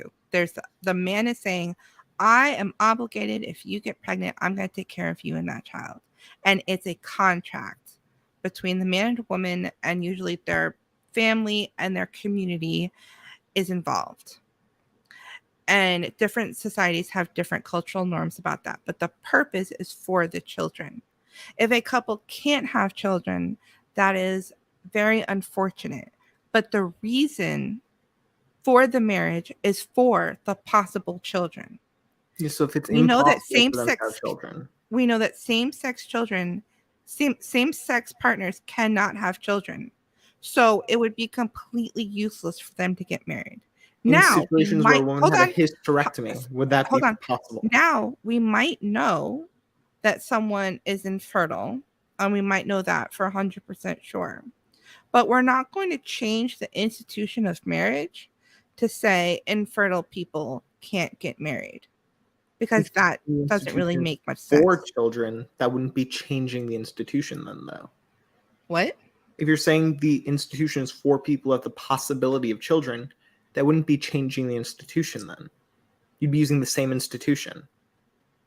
But if there is no possibility of children, by letting them do that. Yeah, when they had a hysterectomy, they're infertile 100% of the time. When you do that, you're changing the institution by letting them get married then. No. Then the institution isn't about the possibility of having children. In general, it is. We're not going to. Okay, so in general. Hold on a second. We're not going to take people and give them tests to see if they're fertile before they can get married. We're not going to do that. That's ridiculous, right? But we don't need to do that when it comes to same-sex couples, because we know for 100% certainty that those two people cannot have a child together. What if one looks really feminine? One's like a femboy. Or really passing trans woman. Yeah, now we're getting into trans. No, they're not trans. They just look really feminine. Like you look at them and you're like, it doesn't matter what you look like. It matters what you are. Going to know? Is like the priest going to give them a genital check beforehand? The doctor does a genital check when you're born, and it's put on your birth certificate. When you're married? Male or female, when you're born. When you're born, the doctor puts it on the birth certificate. Male or female. I filled out my driver's license with female now. Can I marry a guy? No. Because you can't change your sex. I have a flag behind me to provide extra reference. I'm going to identify as a woman from now on. Can I marry a guy? I don't think that you should be able to marry a guy because you can't change your sex. You're right. I can change what's on my driver's license. So I can change whatever documentation that it's on. Whether that corresponds like an underlying biological reality, the thing they check is going to say female then. So? Because the thing they're checking when they say this is okay is going to say female. Be able to do that. I don't think that you should be able to change your sex on your driver's license. It should be based upon your birth certificate. So the doctor was wrong then. The doctor put the wrong thing actually on my birth certificate. They were really drunk. They had a spelling mistake. Okay, then you can fix it. Okay, no, it still says that though. Like I'm not trying to fix it. And does that change what I'm allowed to do then? Who I'm allowed to marry? Are you talking about an individual circumstance or are you talking about a policy? Because if we're talking about policy, we don't go, well, if the doctor was drunk, if we're talking about an individual circumstance, I think gay people should be allowed to get married too. Like that's going to fall under the heuristic breaking rule, where we say that this is going to be a generalized statement of what marriage is for, but it's not going to always be the case. It's also going to be used to enforce other things, and that it doesn't need to always be the case in order for that to be the function of the institution. That's why it's just because it's not true in every single case doesn't mean that that's not the purpose of the institution. That's why it's if we say that people who are same sex can get married. We are changing the institution of marriage to mean completely something other than children. Or we allow same-sex couples to adopt and to do surrogacy and to do whatever and to get mail order babies with no mother, which I am very much against. So because I'm against gay couples doing surrogacy, I'm against gay marriage. You understand? What if it turned out that gay couples doing surrogacy was actually better for children? We had more children, their average quality of life was higher. We had both. Like, it actually turned out that we raise it to the point where you have exactly 2 births per gay couple because they're both getting surrogacy of twins at the same time because they're all egomaniacs. We have a higher birth rate than the average population, as well as the outcomes are going to be higher because they're going to be more stabilized and are going to be a better quality of life because they're going to be able to afford the surrogacy in the first place. So we're going to have a society where poor women are paid to be pregnant for gay couples and then giving up their children. And then other poor women are going to be hired to be nannies for these children by these wealthy gay men. Like, do you hear how deranged that is? Do you know one That of the is so qualifications you perverted. need for surrogacy? What? Do you know one of the qualifications you need for surrogacy? For being the A sperm surrogate, donor yeah. or for being For the being a surrogate? surrogate, for being a surrogate mother, yeah. You need to be able to carry a healthy pregnancy. You need to have already had a child. You need to, Right. Yeah, that's one of the main qualifiers for it. Right. So you're going to see situations where parents are going to be in very hard situations to raise their child, where they're going to have to make those hard decisions, or they're going to be extra happy to do those things. Which of those situations do you feel like they shouldn't be doing? Should they not be doing whatever they can to better the situation for their own child? Or should they not be willing to help another family unit who wants to have children when they're willing to, when they're already in a good situation? Because those are the only 2 cases where you're going to be able to have this applied. I think that these women's husbands should go get a job and support them. Yeah, they're struggling to make it because the economic situation is really bad. And fix the economic situation. The answer is not to turn women into baby factories for gay so as men. long as like the mother's in a good spot, then that she just wants to help out this couple, does that make it okay? No. So then it's not going to be anything about like those poor women, because the woman wants to do this. That's like her close friends that she's known for her entire life. She wants to help them have the child that they will always love. She's not allowed to do that. Let me give you a scenario in the future if we follow your social norms, because we can't just think about the individual circumstance. We have to think about the long-term effects to society. Okay, so one day we have corporations that buy sperm from sperm donors, buy eggs from egg donors, hire women to be surrogates, and then raise these children that are property, that are the children of the corporation. Like, the corporation is their guardian and raises them to be obedient to the corporation. And oh yeah, because transing kids is legal, we're going to brainwash them into becoming gender confused and give them puberty blockers. And then when they turn 18 and are of age but they still look like children because they've been on puberty blockers, the corporation uses them as prostitutes, because that's legal too. And so they're the corporation that also is their parent is pimping them out as 18-year-olds that look like children. How do you think that would that be a society you would want to live in? Because my original point was always that corporations are the same as individuals. Corporations have the same exact rights as individuals. That was my. That was what you need. That's your baked-in assumption there, right? Okay, whether corporations do it or whoever does it, if it's a single man who's very rich decides to do this, would you want to live in that society where that's normal? Where a And single that's man considered is acceptable? hiring, there's going to be a situation of child abuse where you're going to end up being able to diagnose people that don't have gender dysphoria and find medication for that. Oh, they have gender dysphoria. Okay, if they are diagnosed with gender dysphoria, which is a very low alternate rate, they're not going to be always on puberty blockers. You understand that, right? They can be on puberty blockers until they're 18. You From the time don't they're do 12 that, to 18. actually. You don't do puberty blockers for 6 years. Puberty blockers are a very Some temporary people measure have done that. it's very rare. You don't do that. Nope. That's not how No, it's puberty not. blockers are No, done. it's not. Yeah, it is. No, it's not. You end up They doing usually go on cross-sex hormones. cross-sex hormones, but Yeah, that's not a puberty blocker then. Cross-sex hormones are inducing puberty of the other sex. That's not what I said. That is exactly what you said. I said they usually go on cross-sex hormones, but there's no requirement to. There are children for 6 years. There are children right now in 2023 where this trans stuff is still fairly new, where children have been on puberty blockers from the age of 12 to 18. Who do you think pimps out their kids more? Straight couples with daughters who, as soon as they turn 18, do that to them? Or gay couples who adopted like a 7-year-old because no one else would? What? Who do you think is going to be more likely to pimp out their child? A straight couple with a daughter Who's or a more gay likely couple? to what their child? Your idea of like pimping out your child. You're turning them into a little prostitute as soon as they turn 18. We have lots of examples of gay couples pimping out their adopted sons well before they turn 18. And we have a ton more examples of straight couples doing that to their daughters, right? Mm-hmm. That's not a symmetry breaker then?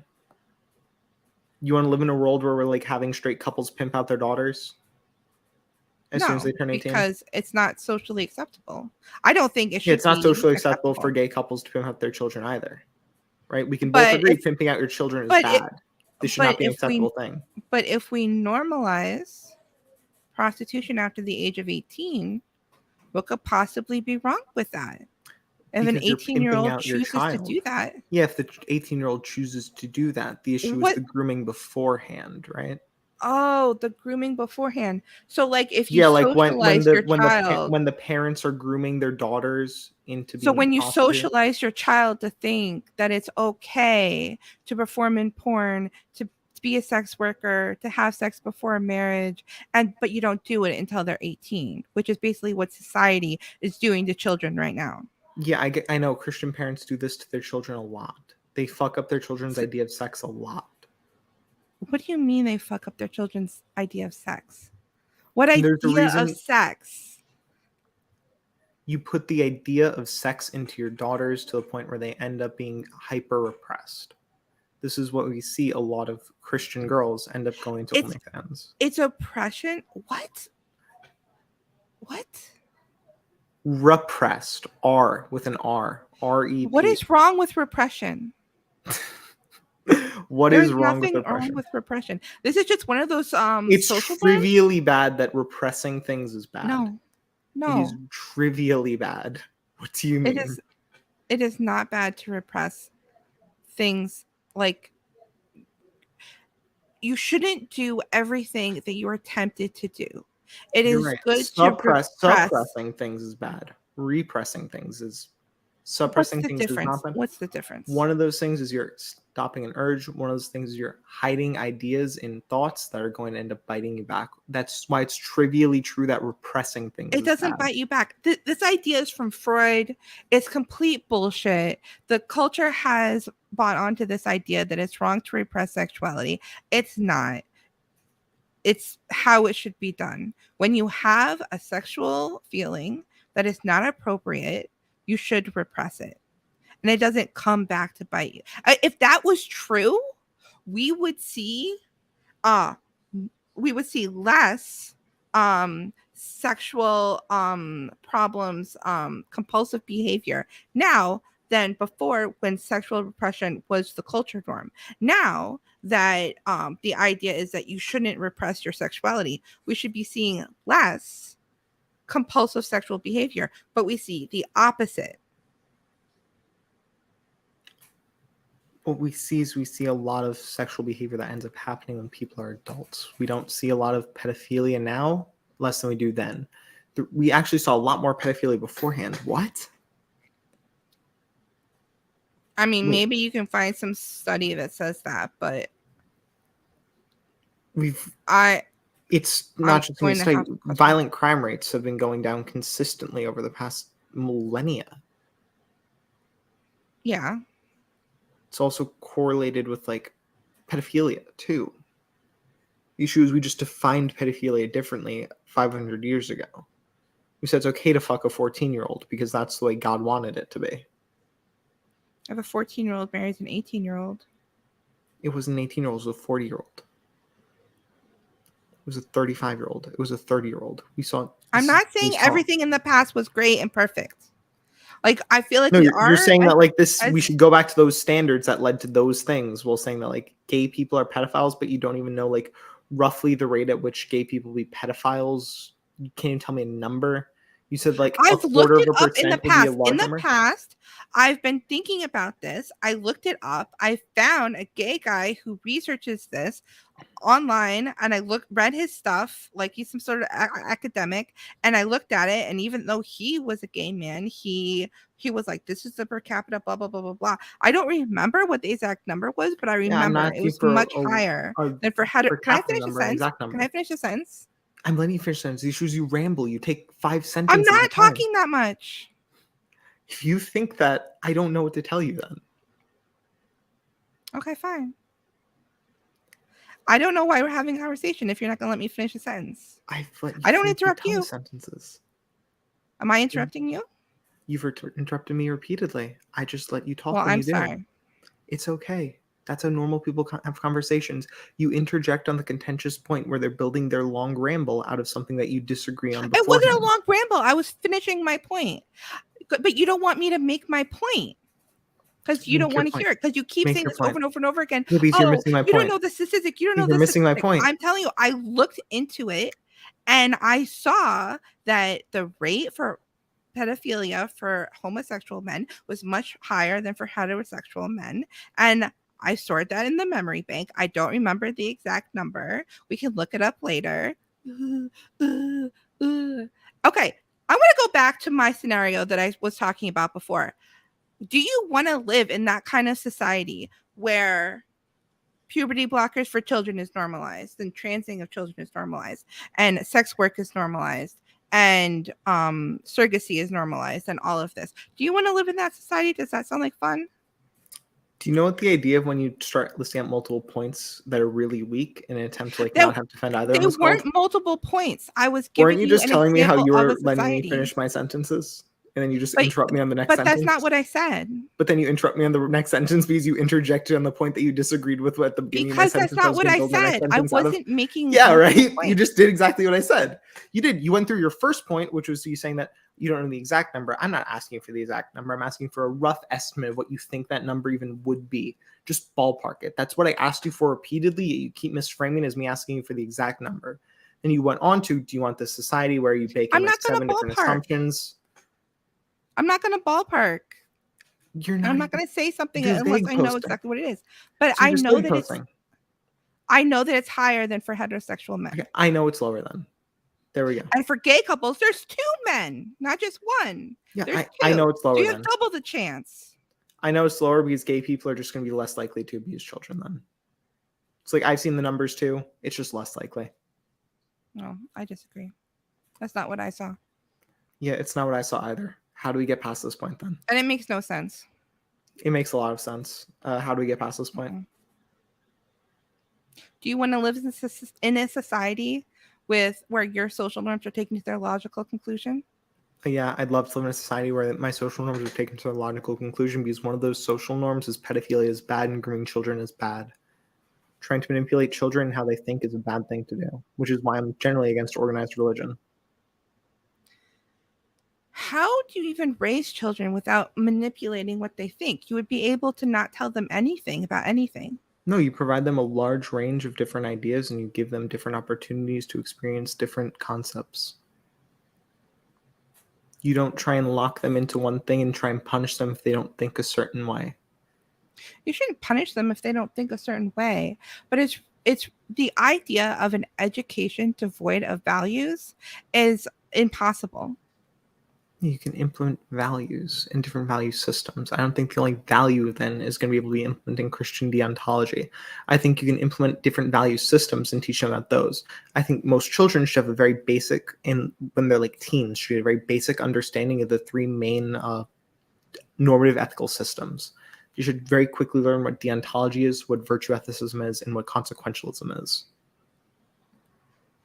I don't think just teaching them one thing and having them fumble on meta ethics all the time and trip their way through anything and be unable to actually justify any position is a good way to raise children with values. Okay, so a society that adopts that idea is not going to be able to maintain itself, because cultural evolution works by the parents teaching the children their culture and continuing on in that fashion. And so you wouldn't be able to have a long lasting culture through the generations. It would just be whatever sounded good. And so ideologies wouldn't compete based upon which worked better. It would just be based upon whichever sounded good to the new generation that doesn't know anything. Cultural evolution doesn't happen by its repeating of itself. That's cultural stagnation. Cultural evolution comes by adding in different ideas to the next generation, by teaching them different things and letting them parse out what's going to be the best thing through their life.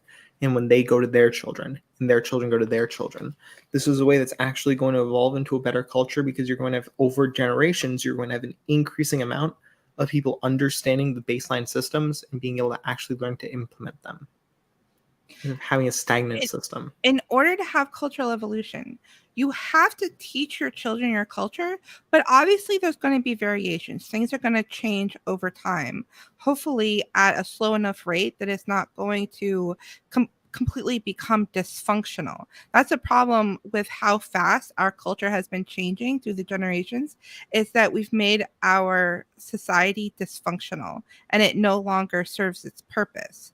And so if you have a culture that doesn't teach their children their culture, they just teach this very like try to be neutral and teach everything, then you're not even passing down your cultural values onto the next generation. That's like if you can't have evolution if the parents don't pass down their genes to their children.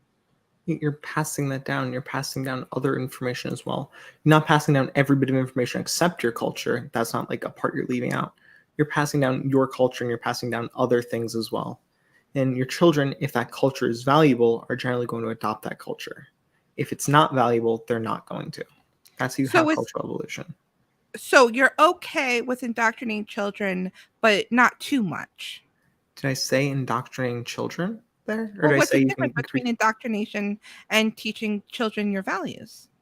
Because teaching them your values alone and only having them know your values is going to be indoctrination. Only teaching them that little set of information is indoctrination.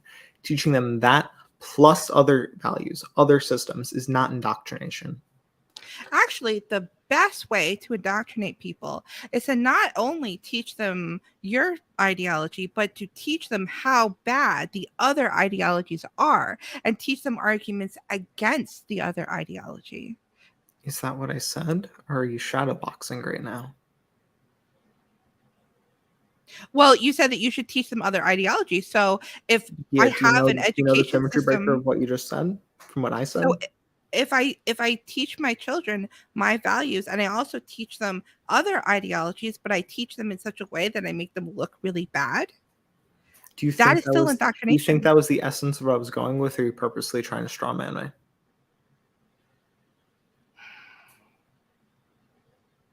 I'm trying to make the argument. Yeah, do you genuinely think that that was what I was trying to say? Is that you're teaching that, but in a bad way? You thought I was trying to say you teach them the other systems negatively? That was what you thought the essence of my point was? I think that what you're saying is that you shouldn't indoctrinate children. You should teach them everything. And I'm saying there's no such thing. There's no ability to do that. Everybody has a bias. Yeah, I think you should teach them multiple things as best as possible. Other things, when you teach them those other things, you are going to teach them in a biased way because people are biased. There's no such thing. Which is why you should have multiple people teaching them. That's why I think homeschooling is generally a bad thing. It doesn't matter how many people are doing it. There's going to be a bias. Everybody has a bias. And if you have a group of people, they probably have their own bias. Yeah, that's why you try and compensate by adding outsiders to that group. You Why try and should we add other things. compensate for that? Why is indoctrination bad? Why is indoctrination bad? Why is Yeah. indoctrination bad? I mean, What's if wrong with you want to take the indoctrination? idea that trying to groom your child into a specific way of thinking isn't going to be a bad thing, go for it. I think it's going to be very self-evident that if you're trying to manipulate what children think to get your ends actualized, it's generally going to be a pretty bad heuristic to set. There's no such thing as raising a child or educating a child without that. Yeah, you do your best to compensate and not have that happen. I'm not saying it's going to be That's perfect. not I'm saying something you that try actually to. happens. You're right. I You can don't try think it to, but actually you're not going to happens. succeed. You're I not don't going think it to would happen succeed. with you. I agree. And I don't know why you would even try. Because you're generally going to try and have your children have a better understanding. If you genuinely think that your ideas are the best ideas, then Right. it would be very likely that your children would agree with them, right? Hopefully. It would be It very really likely depends. unless your children are like really stupid. And not necessarily stupid, but it has to do with the influences Your children, that okay, so your children are influences really them. easily manipulatable, so you have to be the one manipulating them. Everybody is very easily manipulatable. No, most people aren't very easily manipulatable. A lot of people do this thing where they're like, I'm not very easily manipulatable, but everyone else is. Most Everybody people is. aren't. No, most people are very hard to manipulate. Most people get really defensive and stuck in their ways. Um Over time, young people are easy to manipulate than older people, but even old people are very easy to manipulate if given enough time. If they're sitting in front of that television watching that programming enough hours, they will believe whatever they are told. The vast majority of people do not make decisions based upon facts and evidence and reason like we try to pretend. We make decisions based upon emotion and very often what the people around us that we have social bonds with agree with because we want to fit in with the crowd, the vast majority of people. Yeah. And so the idea that we shouldn't teach our children our culture and to call it indoctrination is absolutely insane because I want my children to have the best life possible. And I have more experience than my children do. So I have spent a lot of time trying to figure things out and developing what I believe. And so I'm going to give that to them and I'm going to tell them about the other ideologies and I'm going to explain why they're wrong and why they shouldn't believe in that because I want my children to have the best life possible. And I want them to continue on to improve themselves and for every generation to be better off than the last. Look, if your position is children are easily manipulatable, so I have to be the one manipulating them, I can't create like a symmetry breaker between you and any other sort of like grooming pedophile. I think that's going to be like the logical extent that ends up being justified, as long as they think that they're also justified. So, teaching a child anything, like teaching a child don't murder, to you is morally the same as teaching a child to be okay with being sexually abused. No, I think teaching a child that only my way is okay and everyone else is wrong, and here's why, and that's what you're trying to influence on them, is going to be very similar to how pedophiles are going to do, where you're old enough to do these things. The way this way is like wrong. My way is correct. I think that's a very similar idea. Everybody thinks that their way is the best way. Obviously, Yes. I'm going to teach my children the truth as I see it, which is that my way is the best way that I've found, and here's why. Because I want the best for them. The problem with pedophiles grooming children is that they teach children lies for what's best for the predator, not what's best for the child.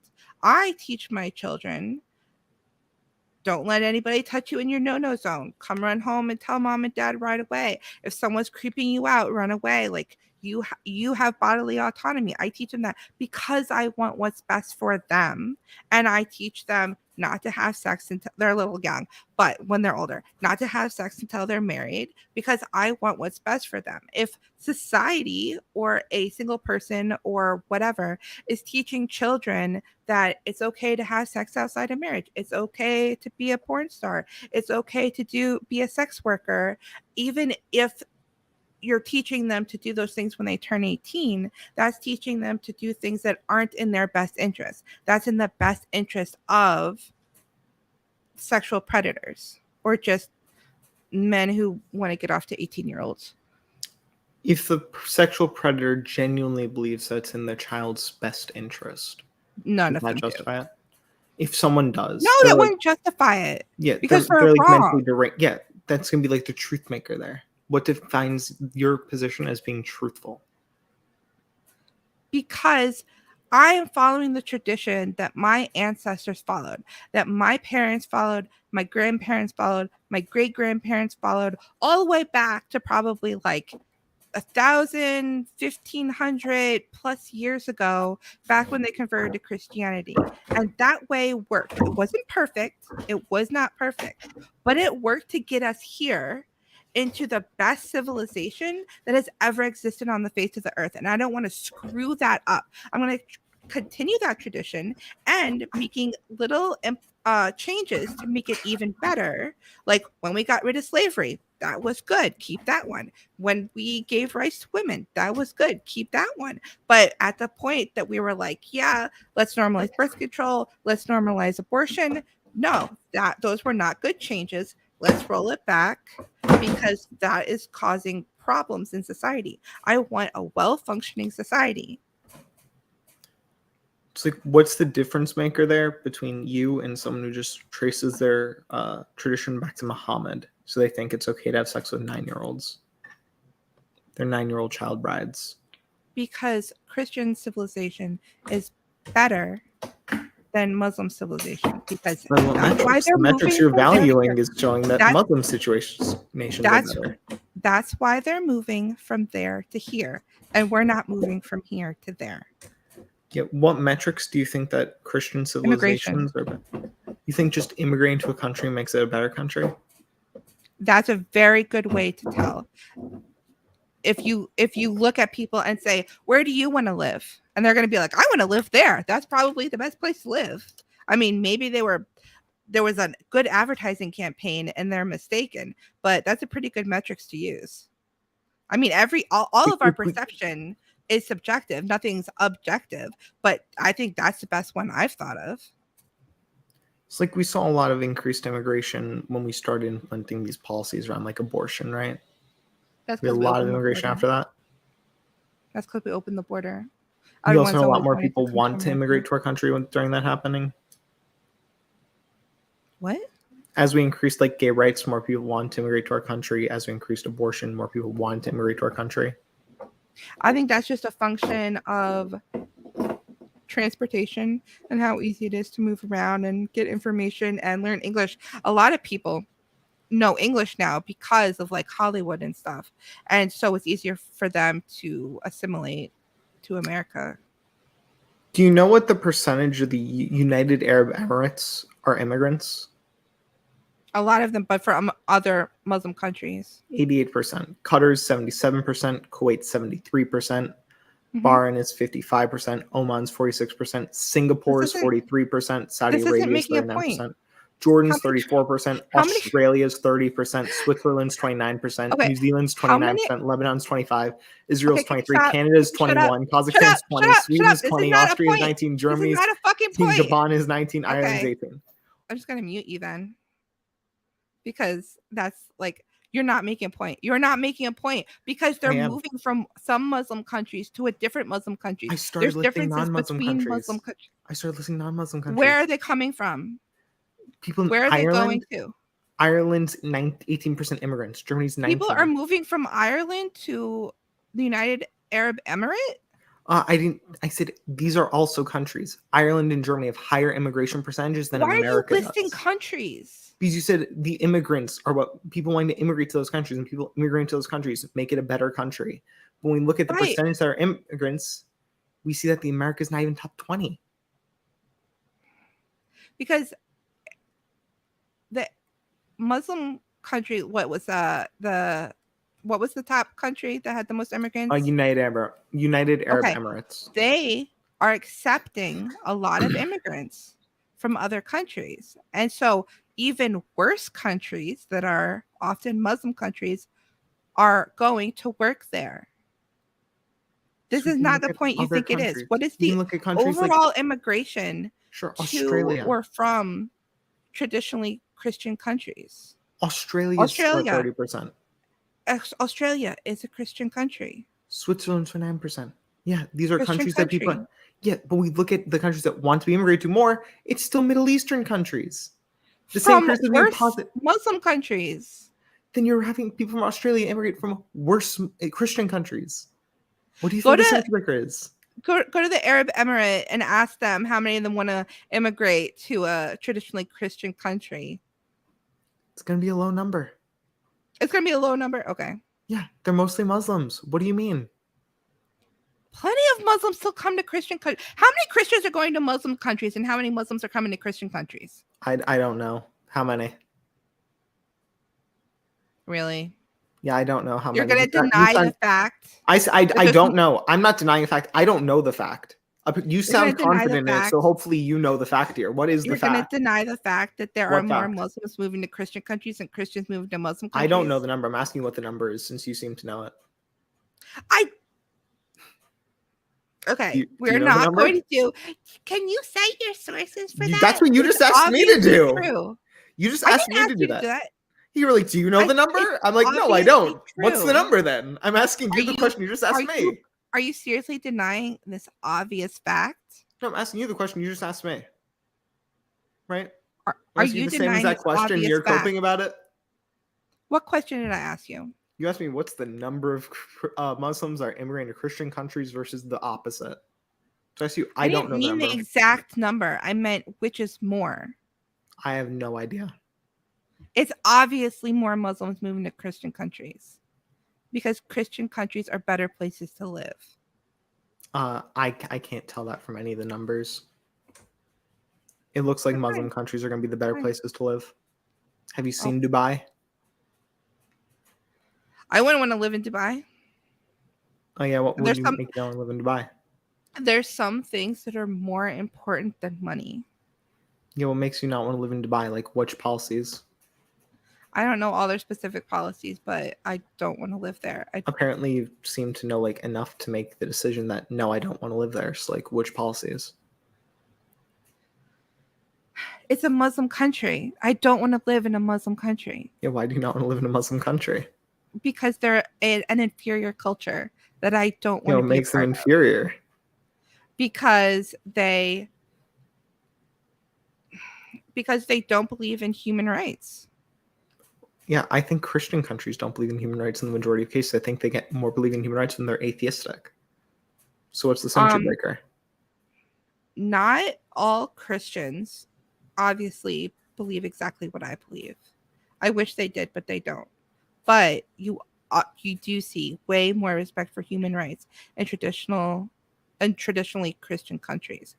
We also see that in atheistic countries and secular countries. As countries go more secular, we see them believe in human rights much more. Those secular countries are still traditionally Christian. They might have recently lost their religion, but they're still kind of running off the fumes of Christianity. Truly atheistic countries have murdered millions of their own people through communism. And traditionally Christian countries have murdered millions and billions of their own people through rejection of human rights and rejection of even basic human decency. Yeah, Christians aren't perfect. I wish they were. I hope that one day we get there. Yeah, no country's perfect. We agree. You're just positing a non-symmetry breaker of a case. You're positing a case that's true for both. Between two things. When we and it's the same criticism for both of these things. So what you're positing is like the difference here of like, oh, atheists killed a lot of people. Christians did too. This isn't a symmetry break. Not as many. Not as many. Christians killed a lot more. No. How many people do you think atheists killed throughout history? In the 1900s, the number of people killed by communism has been far more than the number of people killed from any Christian ideology. Yeah, Like so what are those numbers? even fascism, the worst that Christianity had to offer was the rise of fascism, and it's nothing compared to the death toll from communism. What are the And we reject ideas? and we reject fascism too. Yeah, what are the rough ideas? Because it's far more. You should be at least able to ballpark. How many times more? Why Is do it a you keep factor of 10? asking me to ballpark numbers? I'm not Because gonna you're ballpark referencing numbers. You're referencing numbers. If you want to look it up, you can look it up. I'm not going to You're ballpark referencing numbers number. and then saying like, "Oh, I have no clue It's what these far numbers even more. could be." I know that I've looked Hey, it up. I know and it's far less. more. I know it's far less. I looked up. It's far less. Well, you're wrong. Well, you're wrong. I'm sorry. It's just far less. Okay. I looked it up. You're free to be wrong. I know you are. That's why I'm confused. That's why you're coping about it so hard. You can have a society and you can do whatever crazy stuff in it. Yeah, we are. It's called the United States of America. And I should be free to have a society where we have social norms. And we It's called teach the our United Arab children. Emirates. What? You do. It's called the United Arab Emirates. Oh my It also God. has a ton of immigration. Where we teach our children not to kill their babies in the womb and to respect human life, and that you can't change your sex by mutilating yourself, and that marriage is between a man and a woman. And we could teach these things to our children, and we'll be better off. My grandchildren will be better off than your grandchildren. And we can let that play out in the competition of cultural evolution and see who wins. Evidently, you don't agree with that because you don't want the countries that believe in these things to succeed. You're saying like, oh, they're Muslim countries, so they're worse. I want Muslim countries to succeed. You're just I would love it if Muslim countries succeed. You're describing Saudi Arabia. Just because I share some values with Muslims doesn't mean that the majority listed they get a lot of were the more similar to wrong. Saudi Arabia than the United States. You're not even arguing good faith at this point. I'm arguing direct good faith. The categories you listed of what you valued are more in line with Saudi values than American values. Because those are the things I'm thinking about that America is screwing up. If I was a Muslim in a Muslim country, I would be more concerned about human rights. And I would be like, we need to liberalize these laws because we shouldn't be throwing gay people off of roofs, for example. That's what I would be concerned about. But I'm an American in America, and so my concern is that we've become too liberal. Yeah. Again, this is literally just non-American things. What? You're literally just deciding a lot more in line with Saudi values than American values. Every person you listed fits in line with Saudi. You can go too far authoritarian and too I don't really like the left right thing, but you could go too far in like order and control and be giving people the death penalty for all types of things, and that's really bad. And you can also go too far in the other direction and not even have proper social norms. And so you need to be in the right sweet spot where you have social norms for the things you should have social norms about, and you should have laws against violent crime, and you shouldn't use violence against peaceful people. And you so I would criticize I on Twitter, if you look at my Twitter, I will get into debates with like far right Christian people who want to make it illegal to commit sodomy. And I think that's wrong. That's too far in the other direction. You have to get the sweet spot. So would you just be fine with an Islamic Incapistan? I mean, I'm fine with them doing what they want in their country, and I don't feel like it's really my job to criticize them because that's not my thing. I feel like it's appropriate to criticize my society, but I definitely have advice for them if they want it. I would love it if they embraced human rights, but if they want to embrace Ancapistan, that would be great.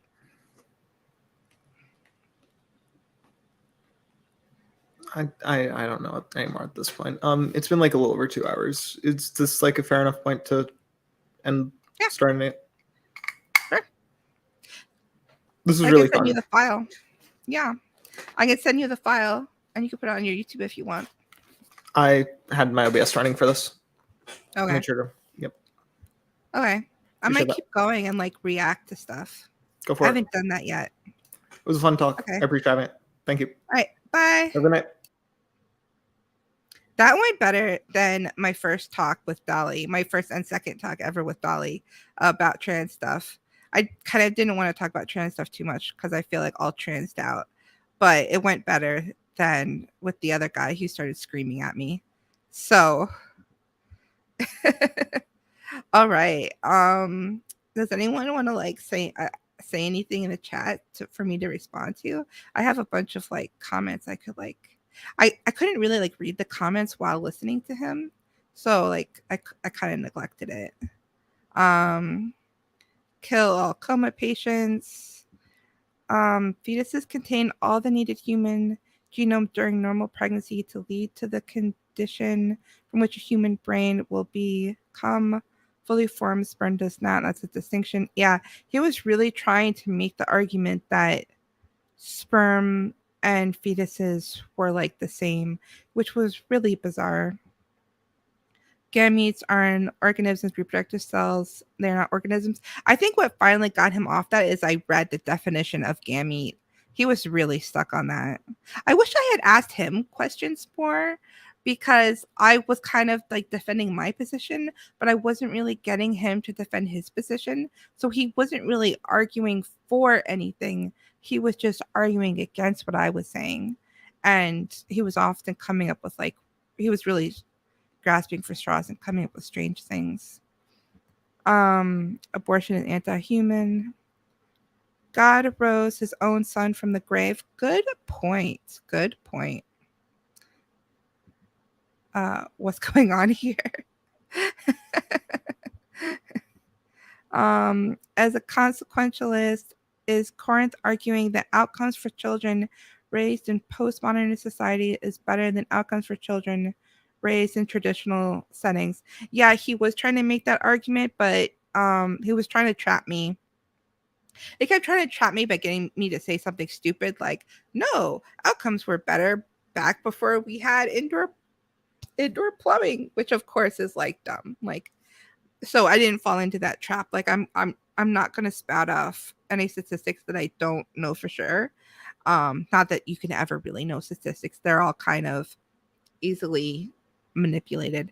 But I think I argued the point well that we would be better off with good technology and good social norms better than we are with good technology and bad social norms. Oh God, not Corinth. Oh no, Wilsons have entered the chat. Oh, Rachel Wilson is the wife of the Crucible channel. Anti-natalism has been the dominant propaganda for at least half a century. Rochelle is correct. I had the same experience. People have called me a baby factory and an irresponsible breeder for having 5 kids. Yeah, it's crazy how much hate you will get for having children. And like, and like as soon as I had 2, people were like, "Okay, you done now?" And I'm like, "Excuse me, I've got to make up for all those people that aren't having any children." In Bolshevik Russia, they had legal abortion paid for in state hospitals with no restrictions for about 10 years. It got to the point that Russia had 3 abortions for every 1 live birth. Wow. I did not know that statistic. That is crazy.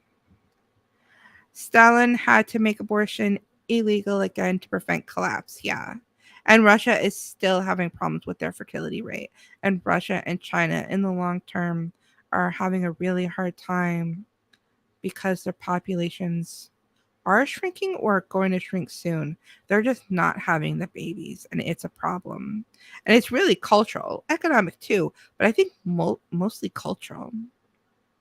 Hookup said hello. Oh,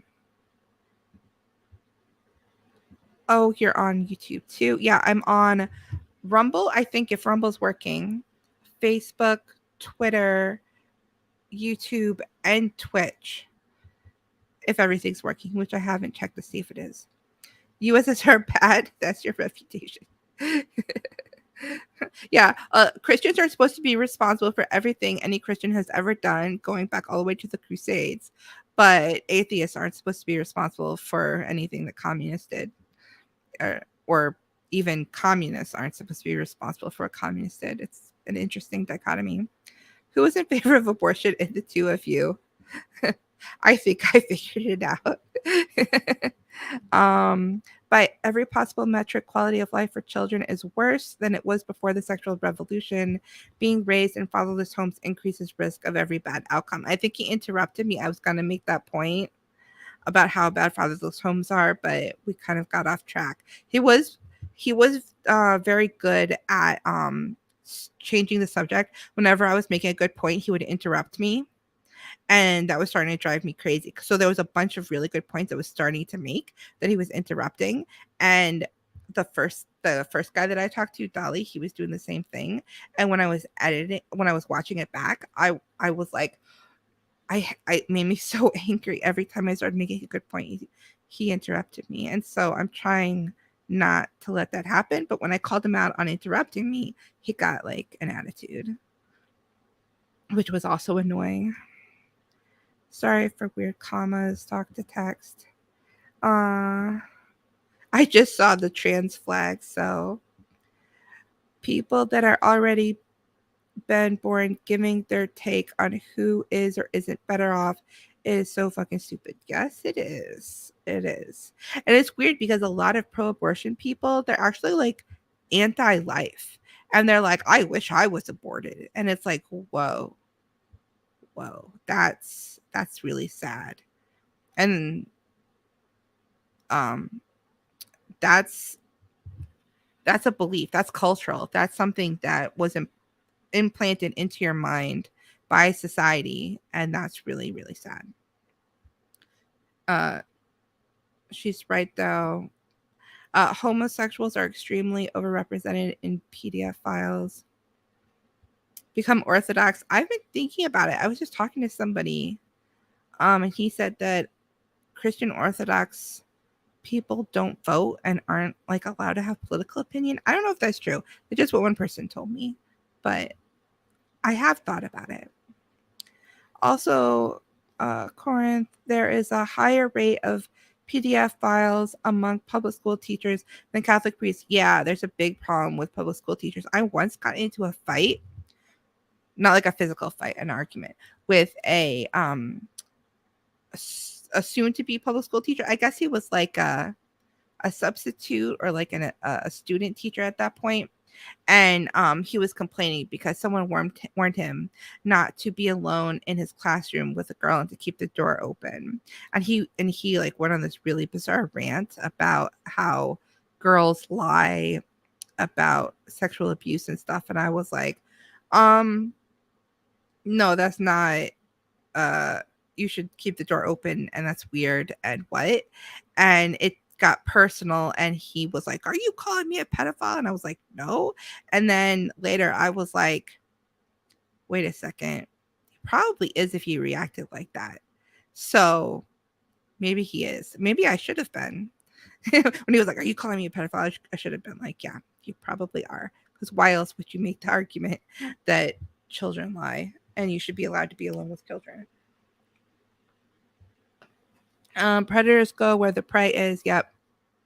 And you have to be, um, I mean, just people who want to be foster parents, a lot of them are doing it for perverted reasons.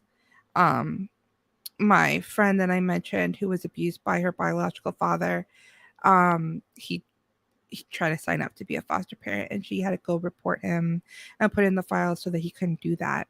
But yeah, the foster system is really, really bad, and we need to change it. And I'm not going to fall into the false economy of allowing gay marriage and gay adoption and gay fostering. Um, because it's better than the foster system. We should just make everything better. There's no talking to these people. LMAO. Rochelle is based up. Thank you so much. Anything over the percentage of the broader population would be right. That's because we haven't allowed gay men to adopt long enough to even have data. Men who adopt are not evil, but see the real world and don't want children without parents to go through that. Some gay men, I'm sure, are good people.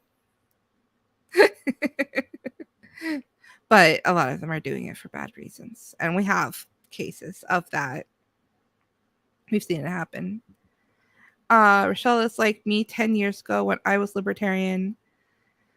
I don't think I'll ever be able to give up on the libertarianism. I don't really like the word libertarian because the libertarian community is so bad. I've kind of left the libertarian community. I've joined the Republican Party. But I don't think I'm ever going to want the state to impose coercion on peaceful people. I think that prison should be reserved for violent criminals. And that's basically the whole thing. I can save her. LOL. She's almost there. Well, you'll have to explain to me what your political opinions are. Exactly. That you want to convince me of. Okay. Should we like react to an abortion debate or something? Or I don't know. I only have one viewer. Who's my one viewer out there? Type in the chat. What do you think? Should we react to like an abortion debate or something, or like change the topic? I was thinking about like reacting to a DeSantis interview. I haven't reacted to anything yet. Or I guess I could edit the title. Oh, I can edit the title. Okay, maybe I'll do that. Okay, I have to figure out how to do this. Oh gosh, I'm seeing myself.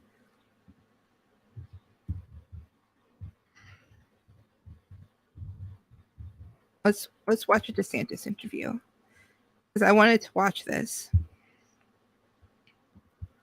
Okay, let's share my screen. How do I do that?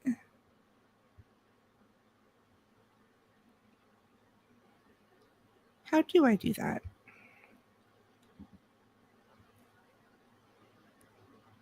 Share screen?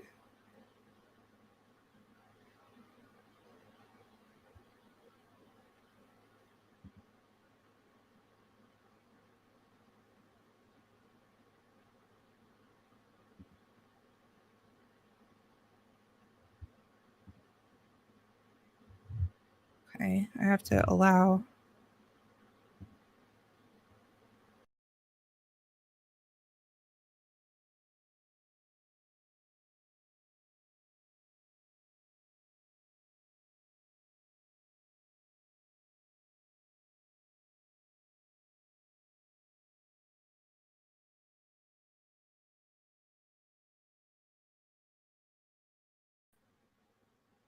Okay, I just crashed.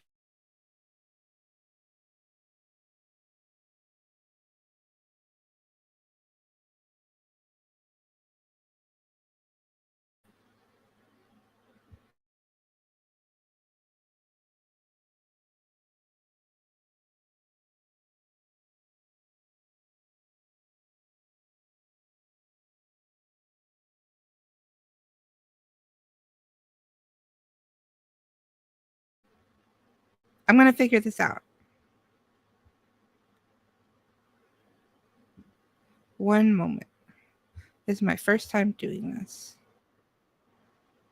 So it's going to get better. It's only up from here. Okay. Present. Share screen. Share screen. Share tab. Share. Okay. Does that work? Oh, that's pretty cool. And I could change the layout. Oh, I'm in the corner. I feel like a streamer now. I'm like I'm I like Destiny. I don't know if Destiny's like the biggest streamer, but Destiny is like my like I want to be like him, and we have very different political opinions, but I like he's such a good debater and he's so good at what he does that I definitely aspire to be like him, but like with very different views. Okay. Where woke goes to die. Florida Governor Ron DeSantis is both popular and controversial. He hasn't declared that he's running for president, but he's doing things presidential candidates do. He's obviously running. We know that. Recently, the governor sat down for an extended interview. I asked him what he'd do if he were president, and I asked him about some things he did in Florida. Here's our full interview. I'm not going to waste time asking if you're going to run for president. You're not going to tell me here. But I should point out that the betting odds say if you did and you got nominated, your chance of winning the presidency are better than Trump's, and you're likely to beat Biden. Well, look, I mean, I think people will talk about this polls, that polls, primary polls. The bettors are better than polls. No, exactly. But I think, but the one thing that we have seen, and again, it's a long way off how much you want to put into it, but in all these swing states, I actually beat Biden, Georgia, Arizona. They had a poll in Michigan. That's really interesting about the way our political system works. It's like really bad. In order to get into the general, like you have to win the primary. And in order to win the primary, you have to be like a totally different candidate than winning the general. And people, especially like swing voters, need to vote in primary. So primary is like more important even than the general election. But people neglect that. They don't think about it. But you have to get involved with primaries, including local elections. Local elections are so important and people don't pay attention to it. And I'm kind of a hypocrite because the local Republican Party wants me to run for something right now. And the filing date is coming up in a few days, but I really don't want to because it's just so much. And I don't feel like I have the bandwidth for it right now with like my kids and everything. When my kids are like a little bit older, I'll do more. But like, it's just getting involved with politics is so much. Like people like Ron DeSantis, like I do not envy him. Like it is not a fun job unless you're corrupt and you're making lots of money on the side by doing it. It's really a terrible job. But yeah, it's like this weird, like, do you vote for the candidate that you want to win, that you're the closest aligned to, or do you vote for the candidate that you think can beat the other guy in the general election? And I think we should totally, if we're going to have a representative democracy, which I'm not a big fan of, we should totally redo it to get rid of all of this. And the first article I wrote on my Substack was about changing the electoral system so that every vote you give to a candidate increases their voting power in the legislature. And so you basically get rid of all of this gamesmanship. And it's funny because David Friedman in his Substack recently wrote the same thing. And I'm like, okay, maybe he saw my Substack because I comment on his stuff and he took the idea, or maybe we both got it from the same place, or maybe I got it from him and forgot. I thought it was an original idea, but I do that a lot. I think I have an original idea and then I find out that it was not original. So I've learned to be humble about that. I don't want to be like Ayn Rand, who was constantly accusing all of the other libertarians in her sphere of stealing her ideas. I mean, I don't think there's anything wrong with stealing ideas. I mean, even if he did take my idea and use it with that credit, that would be amazing. But he probably didn't. I probably got it from him and it just forgot, because that's the way the human mind works. Anyway, I got so off point. In some of these states that are necessary to win the electoral college, those same polls have Biden beating Trump. So I think that's part of why you see some of those betting odds. But one thing I can say, because the polls are fine, election results are actually the most indicative. And in Florida, we came in 4.5 years ago, swing state, evenly divided. We win by 0.5%. And then after 4 years of good leadership, we were able to win by almost 20 points, 1.5 million votes. And those are not just Republicans. I mean, we're happy that we've got a lot of Republicans that support us and we have got a strong base, but we're winning decisively amongst independents. We won 60% of Hispanics. And that's really, I think, the type of coalition that you need to build to be able to win. Yeah, I think it, like, people forget, like, Florida now, you think of like really far right wing, but they were swing state not that long ago. And I don't think that the people have really changed. I think that the cultural issues have gotten so bad. The trans stuff and all of that kind of stuff has gotten so off the rails that even just regular people, even people that aren't right wing in like any other regard, they see the sexualizing of children and all of this like gender confusion being pushed on children.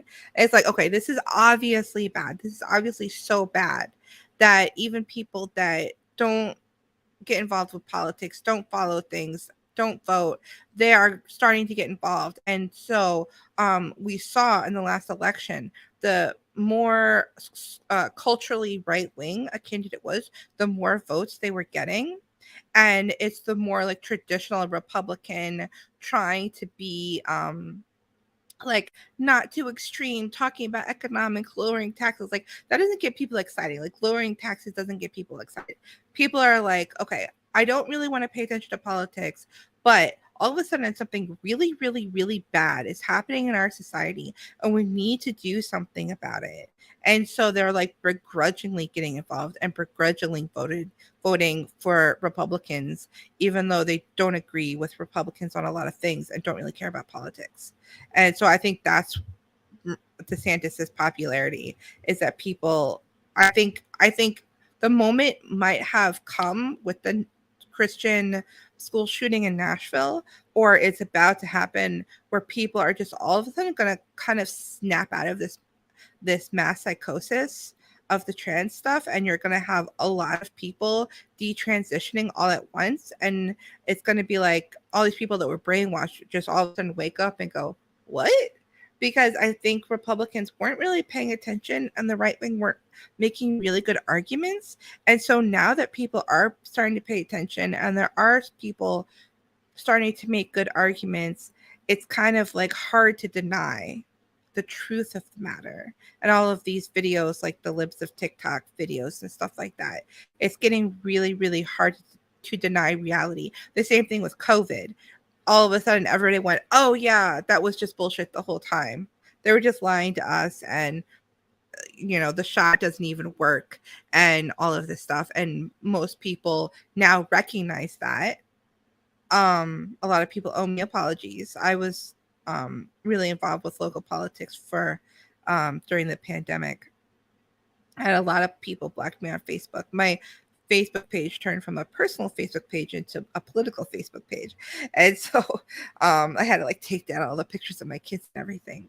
And that's kind of how I started becoming semi like a political figure online, is just from my local 2,000 friends that I was posting every day, and getting the hang of having an audience and doing this thing. And I kind of quit for a while because I kind of got sick of it, but I decided that I wanted to start doing videos and stuff, and kind of like advancing it. Like COVID, during the pandemic, it was kind of this like desperation, like we have to do something, oh my gosh, that was really motivating. And so I think the COVID issue is kind of giving me very similar vibes. It's like a lot of people are really, really wrong about this, and they're really harming society, and we really need to do something. But the problem is, even if we defeat this really bad idea, it's just a matter of time until the next really bad idea comes along. And there's something fundamentally wrong with our society, that we're just accepting really bad ideas without questioning. We've like totally rejected tradition and are just embracing everything new. Every new idea must be good. We've got this weird idea. So I think we kind of have to reject liberalism. Liberalism being the idea that all ideas should be accepted and tolerated without I mean, I don't think that violence should be used against them, but I don't think that new ideas should be automatically socially accepted. We should probably reject most things out of hand until we can be pretty sure that they aren't destructive. Like Chesterton's fence. Like, just because there's a fence there doesn't mean that you should just get rid of it, even if you don't see the reason why it's there. You have to really be careful before you start getting rid of social norms. A lot of them were there for really good reason, and some of them should be changed, but we can't pull down everything. We need boundaries, and we need to put them back up quickly before everything goes wrong. And it's like Matt Walsh didn't know, like, he grossly overestimated the number of children getting sex changes. And it's like, okay, it's in the thousands right now. It's not like it's happening on a grand scale, but it's more every year. And so if we don't stop it now, what is it going to be in 10 years? That slippery slope is very real.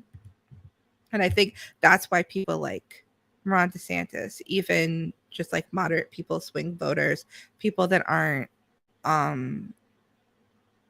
economically right wing, win nationally. What caused that probably was COVID. And you did a good job with COVID. Yeah, Well, but I think what's instructive about that is all those decisions I was making, I was pilloried for by the corporate press, by the left, by people. Yeah. That I like Ron DeSantis better than Trump, because Trump cares too much, or he did when he was president before. He cared too much what the liberal media thought about him, and he was just like they would say, oh, he's doing this, he's doing that, and he would change what he was doing. He would change his position constantly to try to appease them. And I feel like Ron DeSantis is way more not caring what people think, and he's going to do the right thing regardless. I don't think Trump has any sort of like fundamental, deep down moral axiomatic principles. He's just going to do whatever makes him popular, and he really craves that popularity. And so I do like Ron DeSantis more than Trump in that practical sort of, like, he's willing to actually do the hard things despite the criticism. People in the administration, by bureaucrats, even by some Republicans, at the time, were saying Everybody that I was wrong. Case. I was taking a lot of incoming. The cases were exploding, and he decided to just sit back and do nothing. We have officially entered Florida airspace. As Governor DeSantis stated, while you're within state lines, you do not have to wear a mask. And so I just had to make the decision as a leader. Are you going to worry about kind of the daily news cycle? Are you going to worry about your personal popularity? Are you going to focus on protecting the jobs and freedoms of the people you represented? And so I resolved, I did not know how it was going to work out politically, but I was going to do what I thought was right. And I think what happened was, as time wore on, people are like, you know what? Florida's doing it right. We're thankful to be here. This guy saved my job. He saved my business. He kept my kid in school. And so I do think we had a lot of support. I can go out to a beach. I can go to a restaurant. I don't have to wear a mask all the time. And there were no more deaths. There were fewer deaths. Yeah, so we actually had, if you look at excess mortality, we were the lowest in the Sun Belt, and we were lower excess mortality than California and New York. And the thing about excess mortality is, yes, it includes COVID deaths, but the lockdowns caused other deaths too. And so the fact that people were free to make their own decisions here, overall, they were healthier, because it's not healthy to tell someone they should be in their home and not come out for weeks or months on end. You want to be out and about. Yeah, Trump really shit the bed on COVID.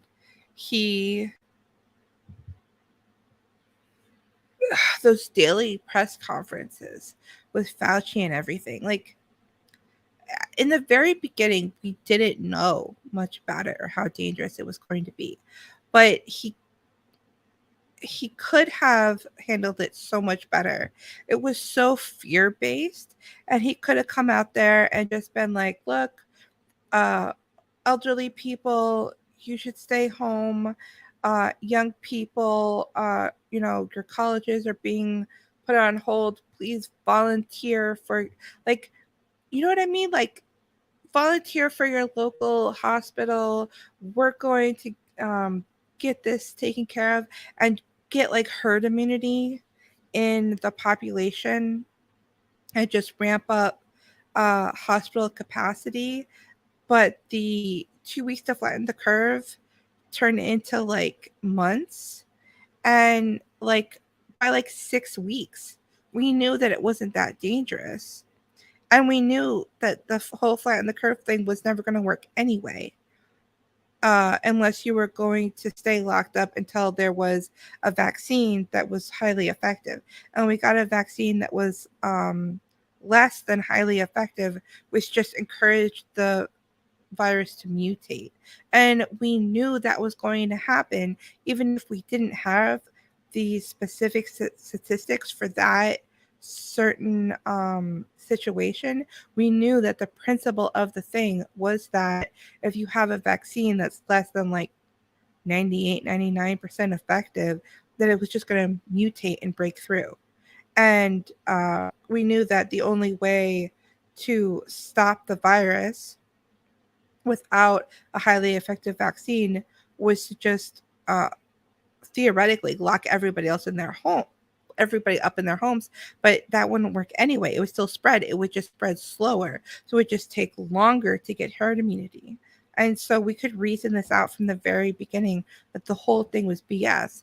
And Trump fell for it. And I suspect that it's not that Trump fell for it, it's that he's part of it the whole time. That this is WWE wrestling, that Trump versus Hillary, the elite didn't really care who won. They liked either one. And then they have to pretend like they hate Trump and go after him and everything. But I suspect that it's just kind of for show. But liberals are really scared of DeSantis. Like, I've seen some clips of liberals being like, well, DeSantis, though, he has the policy. I'd rather have Trump than DeSantis. And that makes me like DeSantis even more. That makes me be like, yeah. If the liberals don't like it, I do like it. About and be normal. And so I think from a mental health perspective, from an education perspective, obviously from an economic perspective, we did so much better than a lot of the lockdown states. But the media was loving Governor Cuomo and all over your case. CNN, Don Lemon. Some governors are putting their own political gain ahead of children's lives. They want to protect kids, Governor. What do you want? They want to protect kids, Governor. What do you want? It's funny because Don Lemon, big critic always, the minute he could escape the New York lockdowns, where did they find him? They found him in South Florida. They found governors who locked down in Florida. Mayors in big cities would come down to Florida. So some of that, I think, was just a charade. But I think that's an interesting quote because when we had kids in school, that's exactly what the critics were saying. They were saying we were putting the children at risk by having them in school because there was a virus that didn't cause them any significant risk. So the damage to the kids was locking them out of school. And now we've seen, now the people look back and they'll acknowledge the damage. But what they're trying to say, particularly in the corporate press, oh, let's not cast blame. Let's just move on. Let's not do it. No, we need to cast blame. The people that wanted to lock the kids out of school were wrong. They did a lot of damage, and probably as much damage as policymakers have done in the modern history of this country. We stood against all of them, and we were right to do so. Many states had mandates. Yeah, he should get a lot of praise for being right. And we knew from very early on that children weren't really affected. Yeah, we never mandated masks in the state of Florida. You had some local jurisdictions that did. So what I did, I used my clemency power to say no penalties for wearing a mask or not. It's your choice. And so you actually had some local police departments that were going to fine people in like Miami for not wearing a mask. So we kneecapped them with our clemency power. And then with the schools, we said it's the parent's choice whether they want to send their kid with a mask or not. So we were able to overrule a lot of the school districts and let kids go to school mask free. Great. But let me push back. I'm confused by how you do things. You want to prohibit masking requirements at businesses, all businesses. But if it's my business and I'm scared and I want to have that, why can't I? Well, look, I think it's an issue with COVID. What was happening is you had some big corporations that were basically imposing a Fauciism, vax mandates, mask mandates. And what we've had to say is, you know what, your personal freedom to make these decisions in Florida is going to be respected. So we barred the vax mandates and said that's your choice. And the same thing with the mask. The mask, even Fauci's now admitted the mask. He said maybe 10% reduction. So some of it is irrational. And I think you just have to decide, yes, your business, you do have freedoms to choose, but so do individuals. So do you side with the individual or do you side with the corporation? And so on these biomedical issues, in Florida is consistently sided with the individual. But it's my business. I have a candy store and I want to say you have to stand on your head to buy my candy. Yeah, but I mean, you know businesses. There's certain business regulations that we all have to, everyone's got to abide by in terms of I'm who you can surprised employ. you're pushing them. Well, no, but I mean, some. Yeah, like I I hesitate to tell businesses that they can't require masks in an ideal world, but it was such an ideological warfare that I'm definitely not going to complain that he technically overstepped the bounds of libertarianism. And some of it is just kind of standard workplace stuff. And so the issue is just as a customer, is that something that we want to support from customers or not? And I think part of it is we really view the biomedical regime. It's been one of the biggest threats to freedom in my lifetime, maybe the biggest in terms of how it was imposed. And I think had Florida not stood up against a lot of this, I think it would have been much worse across the country, and it likely would have persisted a lot longer. So sometimes you got to say, okay, is this something that we want in our state at all? Or do we want to just say, let individuals be the ultimate arbiter of these decisions? And so that's how we've come down. Likewise, school choice. Florida now leads on school choice. You have $8,000 that any parent can take to a private school. They can switch to another public school. Why is this good? Well, ultimately, it empowers people, particularly low-income families and a lot of single mothers who are working but don't have enough money to necessarily send their kid to the school of their choice. And so you now have that ability in Florida. And we've had school choice for a while, but we really expanded it. Here's why I think it's worked. The public schools have improved in Florida as a result of school choice. You think, well, wait a minute. You as a parent may be going out of the public school. How's the public school doing better? Because when they know Because of that. Exactly. When they know the parents have empowerment to make a choice, they have to up their game because they want to attract students too. So if you look in school districts in Florida, most of the school districts offer intra-district school choice programs. So in a place like Miami-Dade, 70% of our students go to a school other than their neighborhood public school. Some of it's I didn't even know that Florida was doing school choice, but that's great. I like ideally like we would just get rid of the public school system. But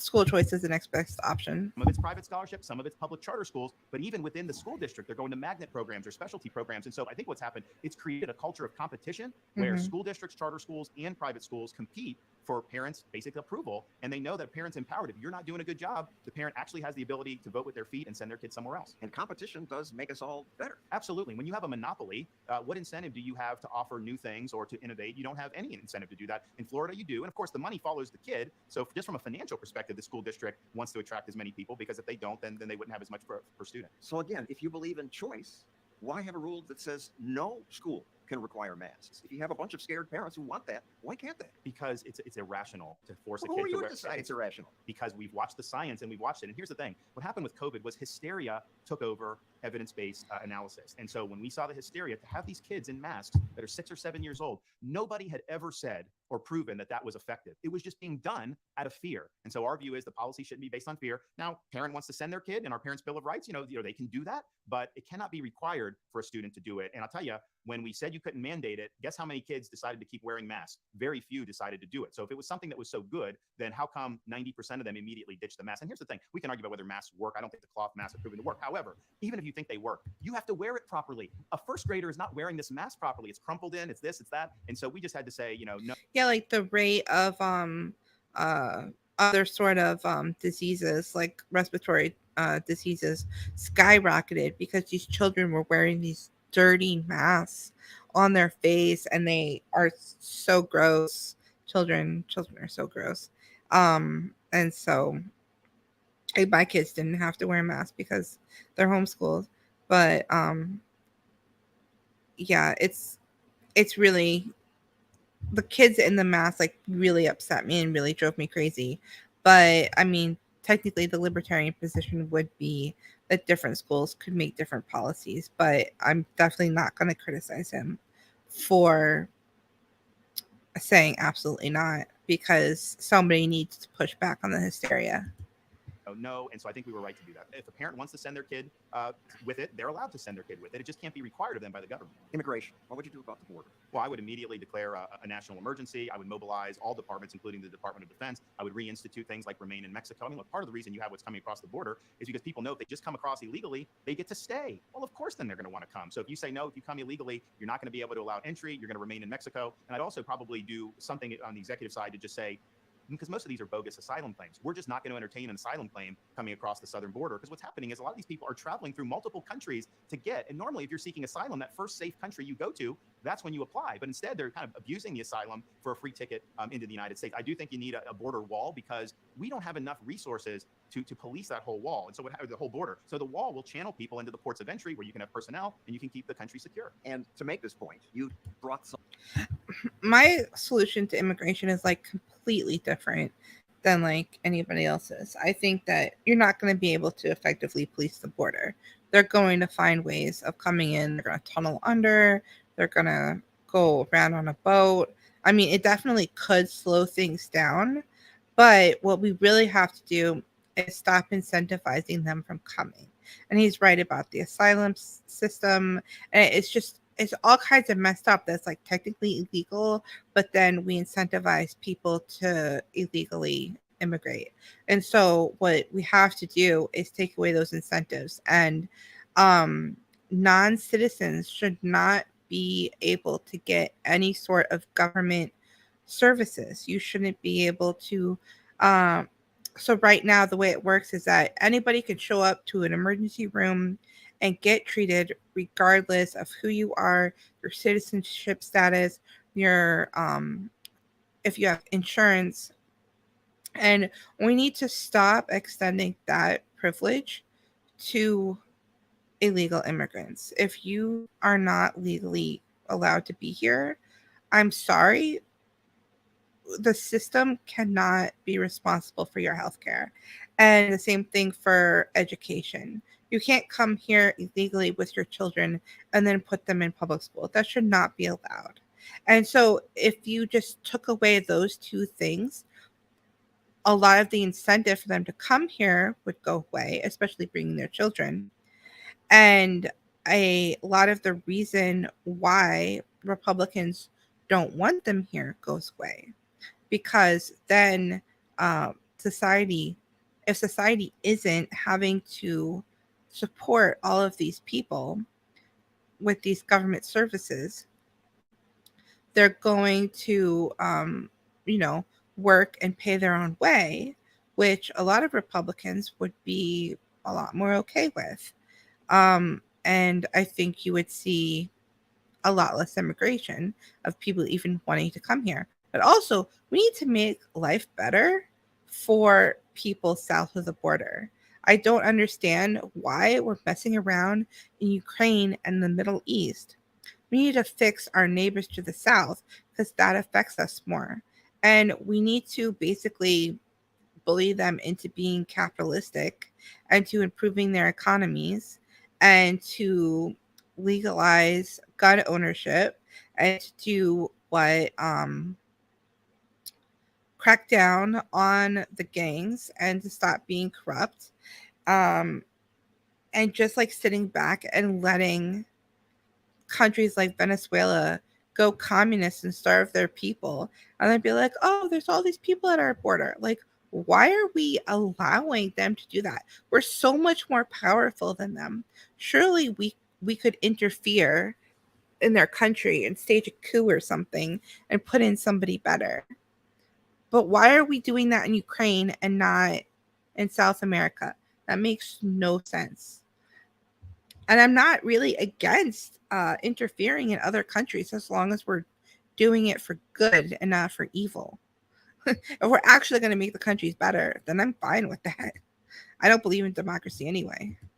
Some immigrants from Texas to Florida to Martha's Vineyard? So ultimately, I think one of the problems with the border is the liberal elites who want the open border, they don't ever face any of the blowback or any of the consequences of this decision. These towns in Texas are getting overrun. I sent people to help Greg Abbott at the border in 2021, and like a third of the people our folks were encountering, they said they wanted to go to Florida. And so we started to see people trickle in. And so we said, so Texas was doing the buses to New York. We said, we will help with transport. So the legislature gave us some money. And so we ended up doing a flight 50 to Martha's Vineyard. This video provided by DeSantis' office, which says it was obtained by a source on the ground, appears to show the migrants' arrival on the island. And guess what? Martha's Vineyard advertised itself as being a sanctuary jurisdiction. That was awesome. So basically, they had an office in their downtown, which was for like refugees. They said nobody's illegal, everyone's welcome here on the vineyard. That's what they were advertising. Turns out that was all just a fraud. They didn't really want to be a place. So 50 show up. They have an abundance of resources, and they got the Massachusetts National Guard to deport them off the island the next day. So you think about these poor towns in Texas have thousands and thousands of people coming through. They're just supposed to deal with it, but yet one of the wealthiest enclaves in America couldn't even have 50 come in. And so I think what it shows is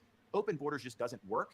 And we need to kind of get away from Biden's policy and actually do something that's going to protect the public. And the media pounced on you as cruel. Incredibly inhumane to be using women and children and families as a political pawn. Using people as literal pawns in a power play. Intentionally chose not to call ahead to Martha's Vineyard, so even the most basic human needs could be made. Do you think these Texas border towns are having people call ahead? I can tell you they've had people in the past in Florida where the federal government has brought people maybe coming from Haiti and they've never done that. But I think that most of those people that went to the Vineyard, they were thankful to be able to be in that area. They didn't have opportunities. They were kind of left. They were not treated well by Biden and they didn't really have anywhere to go. So the idea that it was cruel, that's just totally false. And I remember even like MSNBC was interviewing some of them and they're like, yeah, they're very happy that they got the trip out there. It was inconvenient for the Martha's Vineyard residents because they had to either say, all right, are we going to put our money where our mouth is, or is all this just empty virtue signaling? And they decided to show us that it was all empty virtue signaling. Most of the And it's so BS that they were like, oh, he's using them for political pawns. What do you think the Democrats are doing by encouraging all of these immigrants to come and wanting to give them amnesty? And eventually an amnesty bill is going to get passed.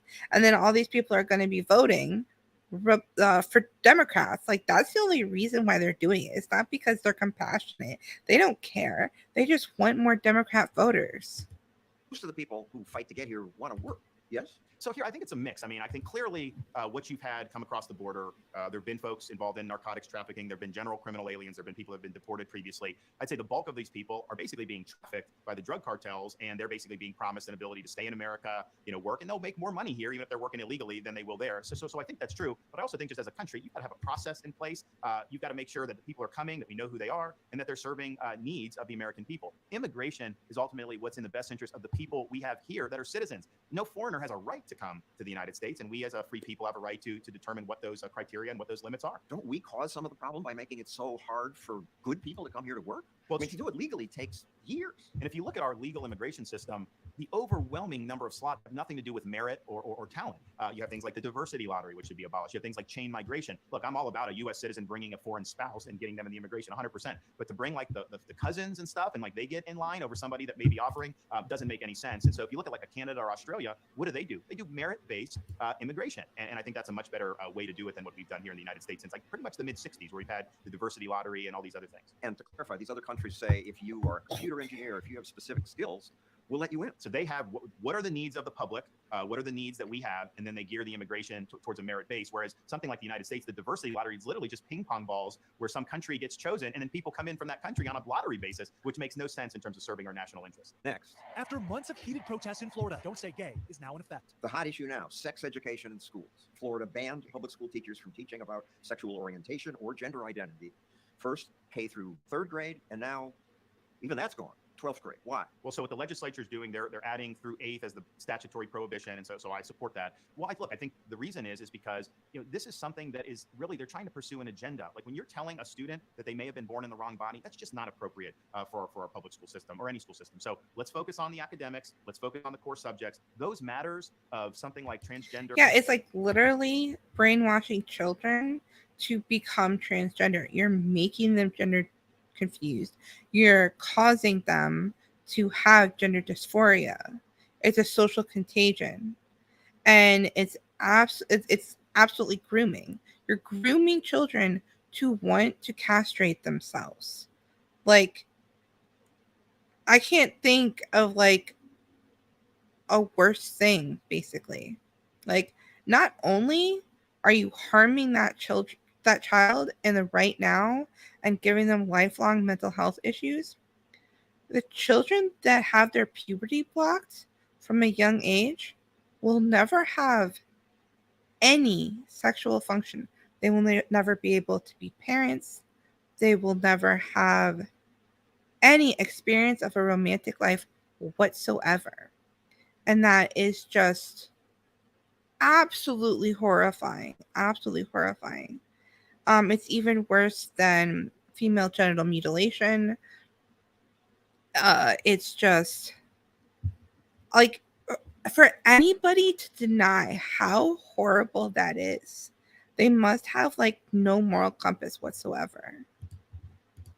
gender or probing some student sexuality, that is not appropriate for the schools. And so the parents want to have those discussions. Many parents would probably not want to talk about transgender. Some may want to, but I don't see how it can work in the school system in a way that pleases very many people. And so we're focusing on the basics. You're going to get a traditional education in Florida, and some of the other stuff that's come in very, very recently, we're going to leave that to the parents to discuss with their kids. The other stuff coming in recently, you mean transgender? Yeah, I just think that the focus on things like sexuality, choosing pronouns, gender identity, all this stuff, really just not appropriate, I think, in the classroom setting. And so we're really talking about what the curriculum is going to be, and that's really the focus about what the curriculum. It doesn't mean, obviously, those issues can come up in just society and even in school situations, but it isn't going to be part of our core curriculum. But they can come up in a school situation. A gay teacher could say he's gay. Yeah, so in our law doesn't affect that. In the media, again. A bill that would make queer students feel unsafe and not accepted. Well, I think it's interesting because so when we did parents' rights last year, people have said, "Oh, this is going to cause all this," and yet now here we are having the school year, and all the parade of horribles just didn't happen. I mean, you're basically having curriculum geared towards core academic subjects, and that's that. It's not making anyone feel bad or not. It's just not having those subjects as part of your classroom curriculum. They can't teach any sex education to high school students? The school districts can. It's not required in Florida, and so some school districts don't, and others do. But that's a decision that they make at the school district level. Doesn't school choice kind of solve this? Parents who want kids taught about gender changes could have that. Well, I mean, clearly, if you have some private schools that are going down that road, that is either going to attract or repel a certain number of parents. But I think when you're talking about what the taxpayers are funding, you just have to make a choice about what you want to do. So some of it is, we just think it's inappropriate to be telling some 10-year-old kid that, yeah, you can change your gender. But even beyond that, every minute. Yeah, you can't, the government can't be neutral on this as long as they're doing like any of these things. As long as they're funding education, they have to have a stance on this. And there's no such thing as a value-free education. So it's completely appropriate if you're going to have a public school system paid for through coercive taxation, which I don't think you should, that you can't be teaching children this harmful ideology. Minute you're gearing towards that as part of the curriculum, you're not doing the math or you're not doing the other things. And so some of this is just opportunity cost. You got to make a decision what you want to focus on. And the media still call this the don't say gay law. Don't say gay law. The don't say gay bill is don't say gay law. So that's the thing, they try to Man, liberals are so good at naming things. They're so good at language. create narratives, and they try to kind of caricature things, and they just kind of repeat. And the thing about it is the public just hasn't bought what they're selling.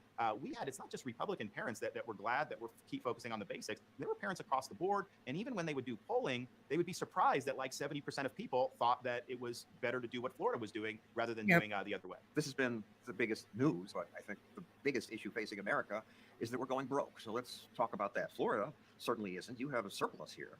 What would you do if you were president? I mean, entitlements are bankrupting. So I think that Florida's instructive because we have the second lowest debt per capita in the country. So our economy is $1.2 trillion plus. Our debt's $20 billion. I mean, so compared to the federal government, the debt is bigger than the entire national economy, and it's gotten very, very bad. Part of what we're able to do in Florida, we have a balanced budget requirement. So even if some of these guys want to spend more, they have to make decisions, and the federal government doesn't have that. I think they should have it because as a politician, these guys, if they cut something you like, you're not going to like that. If they raise your taxes, you're not going to like that. So the easiest choice is to charge it on the credit card. If they were forced to make the decisions, I think you'd get better situation. The other thing that we have here, I have a line item veto as governor. So last year I vetoed 3% of the budget. They said on my desk, I vetoed the line items, and we saved $3.3 billion. I think it would help to have the president do that because they do these big omnibus bills, and it's just a total disaster. Now, in terms of the spending, look at the discretionary spending over the last 5 or 6 years. I mean, huge increases in discretionary spending, in addition to some of the entitlements. Discretionary meaning what Congress does on a yearly basis. And so some of the things that are projects for called my state. entitlement programs, they're just in law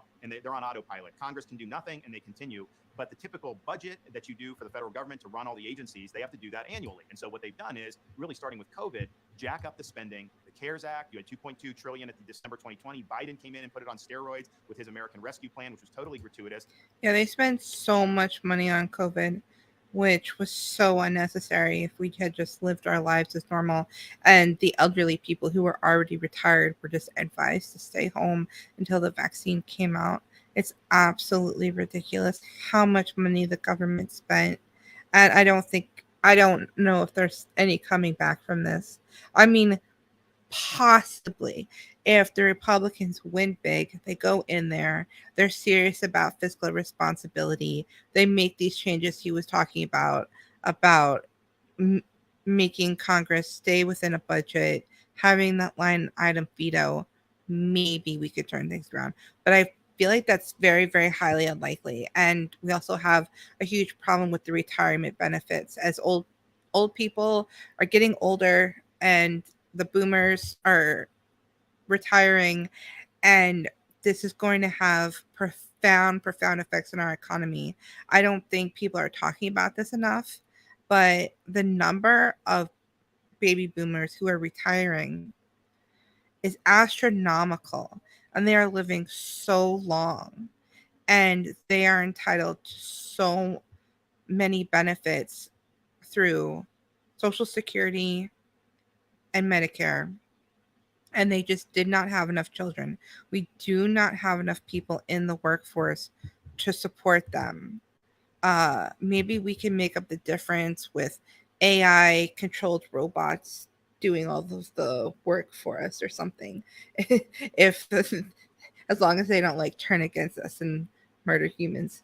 Um, but I don't think we're like that close to that coming on board. And I feel like there would still be so much government regulation of the economy. I mean, if the Republicans came in and really deregulated the economy, then maybe.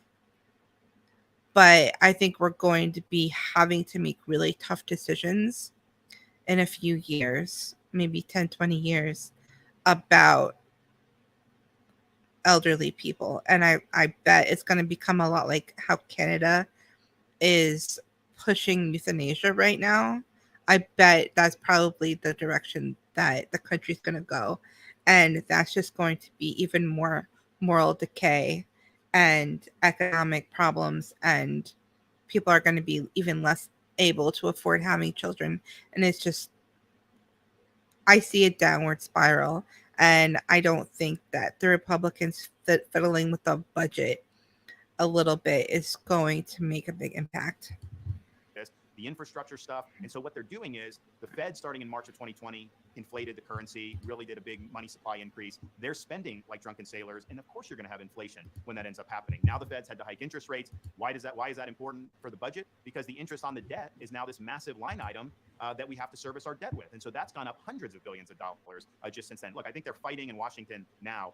If you just went back to the amount of spending that Barack Obama proposed in his last budget for this year, it would be a dramatic reduction in terms of what they're actually spending. And so when they increase spending, they just keep the baseline and then keep going up from there. So you need to return the amount of money that the government's spending to pre-COVID levels. How? What would you cut? Well, you just have to, I mean, first of all, there's a lot of money that's been in the kitty for COVID, all this stuff that has not been spent. You can easily claw that back, and you just reset these agencies with the baseline. You know, in Florida, we don't do what's called baseline budgeting. Baseline budgeting is whatever you got last year, you automatically add, and that's the starting point. Here, it's zero based. You know, you as an agency may have had, $100 million last year. You get zero, and you got to justify to me before I put it in my budget. And so this is unusual in government. Well, it is, but there's nothing wrong with just going back and saying, okay, let's start fresh. Where should we be? But Congress has not shown the inclination to do it. I know they're fighting over some of this stuff now, but it's almost like to show any spending restraint is almost verboten there. Here's the thing: even if you didn't cut, if you just held constant or even reduce the rate of increase, that would make a difference. They are adding more and more every single year with really no end in sight. There aren't entire departments you would cut? The education department, commerce, agriculture? No, look, I mean, I think we've always said the Department of Education should be a state issue. It should not be a federal issue. And now you see what they're doing to try to get involved in youth sports with the transgender athletes. They try to do other things that really impinge on our rights as states. And so that would be something. Republicans have promised that for a long time. They've never delivered any reduction. So yeah, let's reduce some of the agencies. I think that would be really positive. Which ones? Yeah, I love to see Republicans actually delivering on some things. That would be really nice instead of just infighting. Well, I mean, education certainly would be one. I mean, I think commerce, there's a lot of bloat there. There are some things within that you have to do, like the census. But part of it, too, is reducing the number of bureaucrats. You should simply reduce the federal bureaucracy through attrition. If you didn't backfill a lot of these things, over a period of years, you could reduce. I also think the executive does have the authority to fire way more people than we've been led to believe. I mean, you can't have a situation where someone can get elected president and yet the other side controls the entire executive branch with the bureaucracy. So I think Oh man, if he got in, whether it's him or Trump or whoever, if they got in and just start firing, like mass firing people, that would be amazing. The liberal tears would be glorious.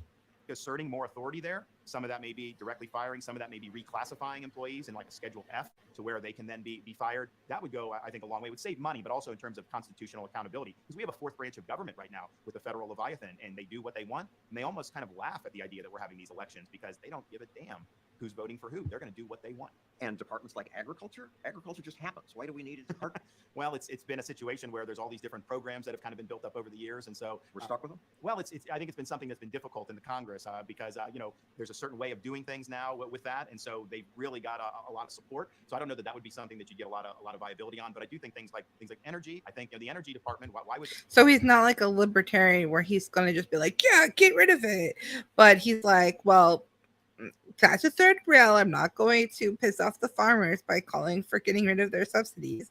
Like he is like a self-interested politician. He's not going to just like shoot himself in the foot based upon principle, which I think there's a place for that, but not in the Republican Party.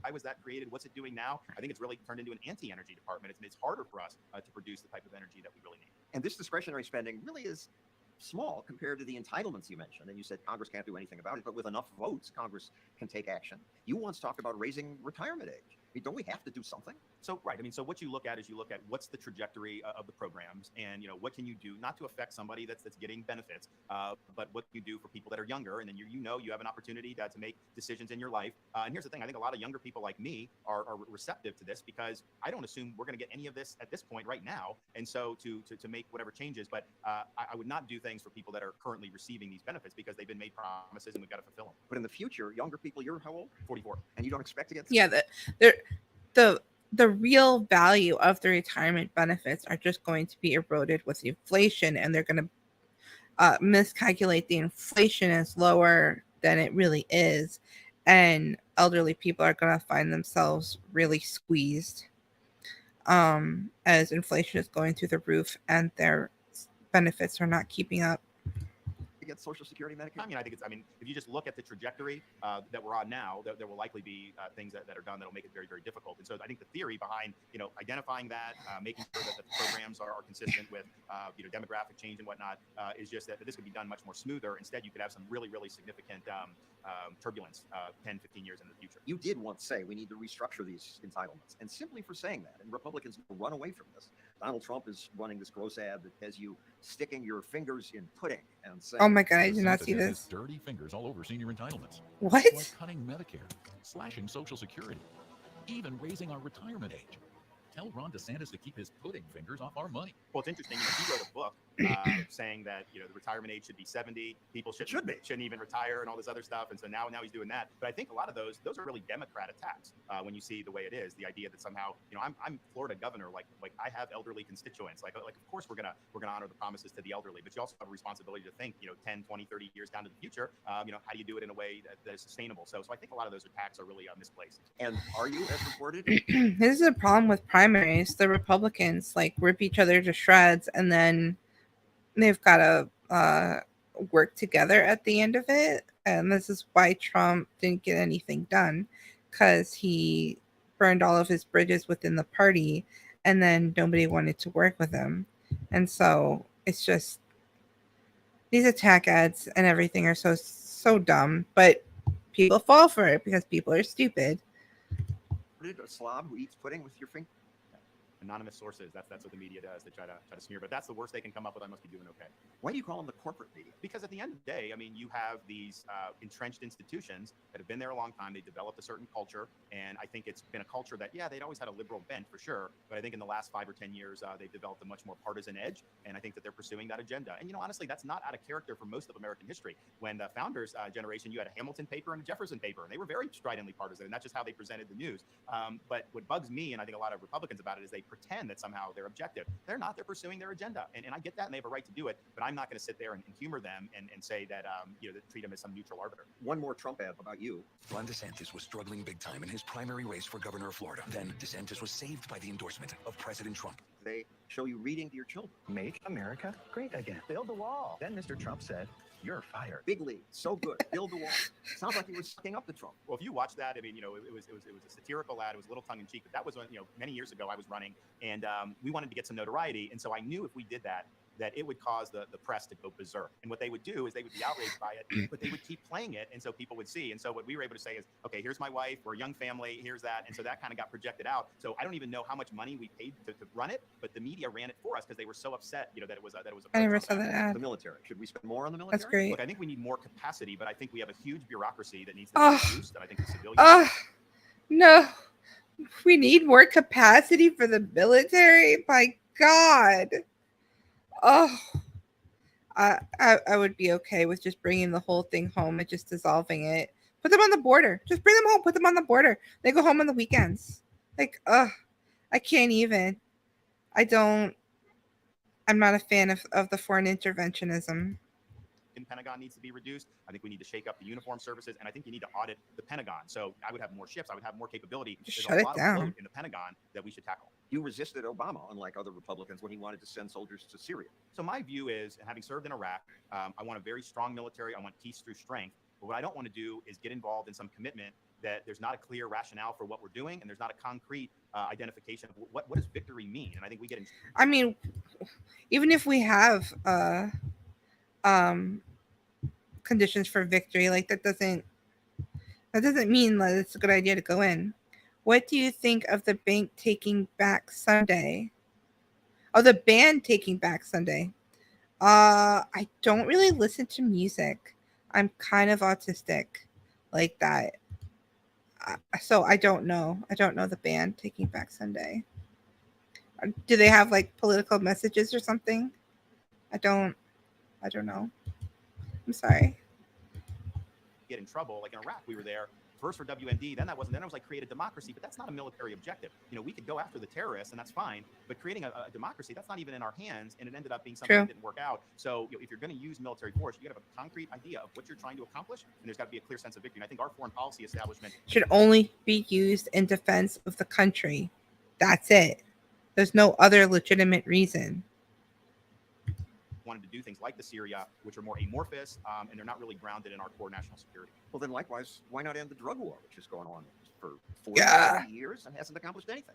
Well, look, I mean, I think we're now in a new era with the rise of fentanyl, and I think you have to be very, very tough when you're talking about the supply of fentanyl, and we have. Republicans are so bad about fentanyl. They're like, we're going to stop it at the border, and it's like, you're so stupid. You're not going to be able to do that. There's no amount of force that you can use to stop the drugs. You can't even keep the drugs out of the prisons. It's not going to happen. Just get over it. Try to find a different way. If we legalized hard drugs, well, not legalized, but decriminalized. If you decriminalize hard drugs, then people could go buy them in a safer manner, and at least people wouldn't be getting drugs laced with fentanyl. And if someone did do that, you would be able to track it and find out who did it and find out where it was coming from and prosecute them for poisoning people. The idea that you're just going to use more and more and more government force to stop people from doing drugs is absolutely insane. It's not going to happen. You need to why do people want to do drugs? Because they're miserable. Why are people miserable? Because we have no community, no culture. Our families have broken down. We have broken households. That is why. And it's a spiritual, psychological, moral problem. You cannot solve it by just breaking down more doors and arresting people for having drugs. It's not going to happen. Strong penalties for that. They market it to children now, putting it in candy. Still coming in. The rules don't stop it. Well, but I think that there's an opportunity to do more on interdiction, do more on holding the cartels accountable. But also, we focus on the demand side. We have programs in school to just let kids know that, hey, experimenting with something that you think may not be that harmful, if it's laced with fentanyl, you could die. That's just the truth. And so we want to give them that information. We also have a coordinated opioid response network, which really tries to treat people. So if someone goes and overdoses in a hospital, to just save them and put them back on the street, they're going to relapse. And so now we actually are with them. We can provide medication, get them where they need to go so that they can be gainfully employed and live their lives while managing this addiction, which is a very difficult thing. So we believe it's a full spectrum, but I do think the supply and the accountability needs to be addressed as well. So I would not say just bring in any fentanyl you want. And prohibition didn't change anything? We didn't learn that we created Al Capone and there are no beer gangs anymore. Yeah, but I think the difference between that is like the country had a proud tradition of drinking, and it was just something that we had done from the very beginning. Then they tried to outlaw it, and this had been something that had been part of the culture. Whereas I think you think of things like heroin and fentanyl and this stuff, these have always been prohibited. So to legalize that, I think you'd end up seeing an increase in use, and I think that would be bad. But Portugal did it, and it worked out for them. And it's not like, oh, culturally alcohol was accepted, so it's different. It's not different. It's the same principle. You can't force people to not harm themselves. Finally, here's the issue DeSantis most wanted to talk about. Central bank digital currencies. The world is going to see a functioning CBDC very soon. Digital currency, the media make it sound like it's a great thing. Well, if you don't care about your privacy and you want government to have even more control over the economy, then maybe it is. But I think most people don't believe that. When you use your wallet to pay for something, the Fed would take the digital cash out of your wallet and deposit it into the merchants. What they want to do with the central bank digital currency part of it is they want to displace all cryptocurrency because they can't control that. So they want to get rid of that. They want to move to a cashless society, which would basically mean the Federal Reserve, Treasury Department would have supervisory jurisdiction over all of your transactions. And so they would know what you're doing. And I think when you see that from a privacy perspective, very, very concerning. But then when you see what else is all going on in our economy, they're trying to do things like ESG. They want to impose ideology through the economy. And so what will end up happening with the central bank digital currency, all those views are going to be superimposed. And so it'll be such a situation. You're filling up too much tank of gas. Wait a minute. Climate change. You can't be doing that. You can't. This is why we need to separate coercive government that puts people in jail for violent crimes and an economic government and a social government. You like by combining them, you have everybody in this huge geographical area is forced into one economic system, and that's coercively imposed. And then they're also using that ability to like debank people to and there's no like alternative system that you could just sign up for easily because they're effectively made illegal. And they're maliciously prosecuted. And then they're enforcing these social norms that these like social values that should be on the level of like communities and social norms, and they're enforcing those coercively via the economic system. And so like if you want to have a system where everybody in your like economic group is concerned about their ESG score, you should be able to do that, but you can't force everybody else into your system. Like we should have the ability to choose which system we want to be under without having to geographically relocate. You can't be buying. You bought another firearm? No. And they'll control the transaction. So I think it'd be a total disaster. Sometimes government does things that may appear to be benevolent, but really are kind of like a wolf in sheep's clothing. This is a wolf coming as a wolf. I mean, if you don't trust central authority, then you should see this immediately as something that is very problematic. But a lot of people do trust central authority. And let me let you take these one at a time. I'll read from the president's executive order on responsible development of digital assets. This will protect consumers, investors, and the environment. But I think that last one's a tell, because I think they would impose certain criteria with digital currency. And the thing about cash is independence. You have the cash in your wallet, you can go, you can make these transactions. It's not dependent on somebody else. It's private. It's private. And I think you look at not only what they would do to maybe misbehave with this power, but just think about if we had all digital currency, you have like an EMP attack. We have hurricanes that come through Florida. It knocks out power. Explain EMP. So EMP is an electromagnetic pulse. And the idea would be it can fry basically all electronics if done powerfully enough. A bomb set off in the atmosphere. Could be a bomb set off. Yeah, all absolutely. And so that's a huge concern anyways, because we're so plugged in on all this stuff with our society. But you add the central bank digital currency and you're a cashless society, you're running huge risks there. So I think that the dangers so far outweigh any proposed benefits. We looked at that and said, that ain't going to fly in Florida. I'm proud that we're going to be able to sign this Nice. protection into law. This will be a national issue. Why is it the business of a governor? Well, I think it will be a national. So you read from Biden's executive order, so they're, quote, studying it. The Federal Reserve has come out and said, well, we don't have one yet, and we would only do it after, quote, consulting with the legislative and executive branches. Ideally, we get specific congressional authorization. Wait a minute. It's not ideal that you get That's what the Constitution requires. So if you want to do this, you would need to get it through both houses of Congress. I'm confident that the Congress would not do that right now. So I think what we did at the state level is protect Floridians against a unilateral action by either Treasury or the Federal Reserve. They do not have the authority to do that. They absolutely would need Congress. And so we're leading pushback. I think Texas is going to do it as well, and some other states. And so, look, this is part of our role. Federalism is about, there's a back and forth between the federal government and the states. And so we're pushing back and against things we don't think are good. And I think it's having an impact. As trusted as cash, as convenient as a payment app, yet also benefit from the same blockchain technology technology which underpins cryptocurrencies. CNBC.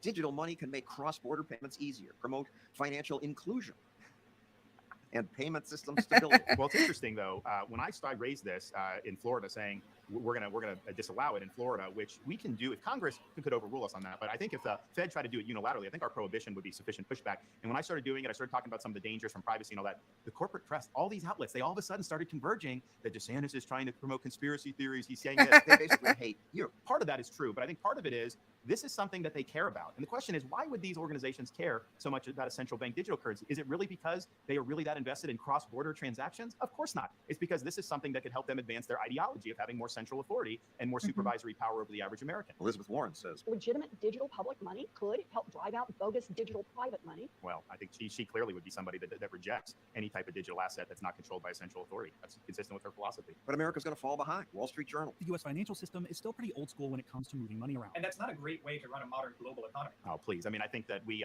fare very well. I think that we do. And oh, by the way, there are opportunities for people to do different things, and they don't like some of those other things. They don't like Bitcoin. They don't like some of these other things. And if digital is so good, why are you opposed to that? And the reason is they don't control it. That's why they don't like it. Thank you, Governor. Thanks so much. Thanks for coming. Appreciate it. I like DeSantis and I spoke for about except for the war stuff, but I like him better than Trump. I mean, he's not terrible on war, but I'm not like on the drug war and on the military. We don't agree, but I like him better than Trump. But I would prefer Rand Paul.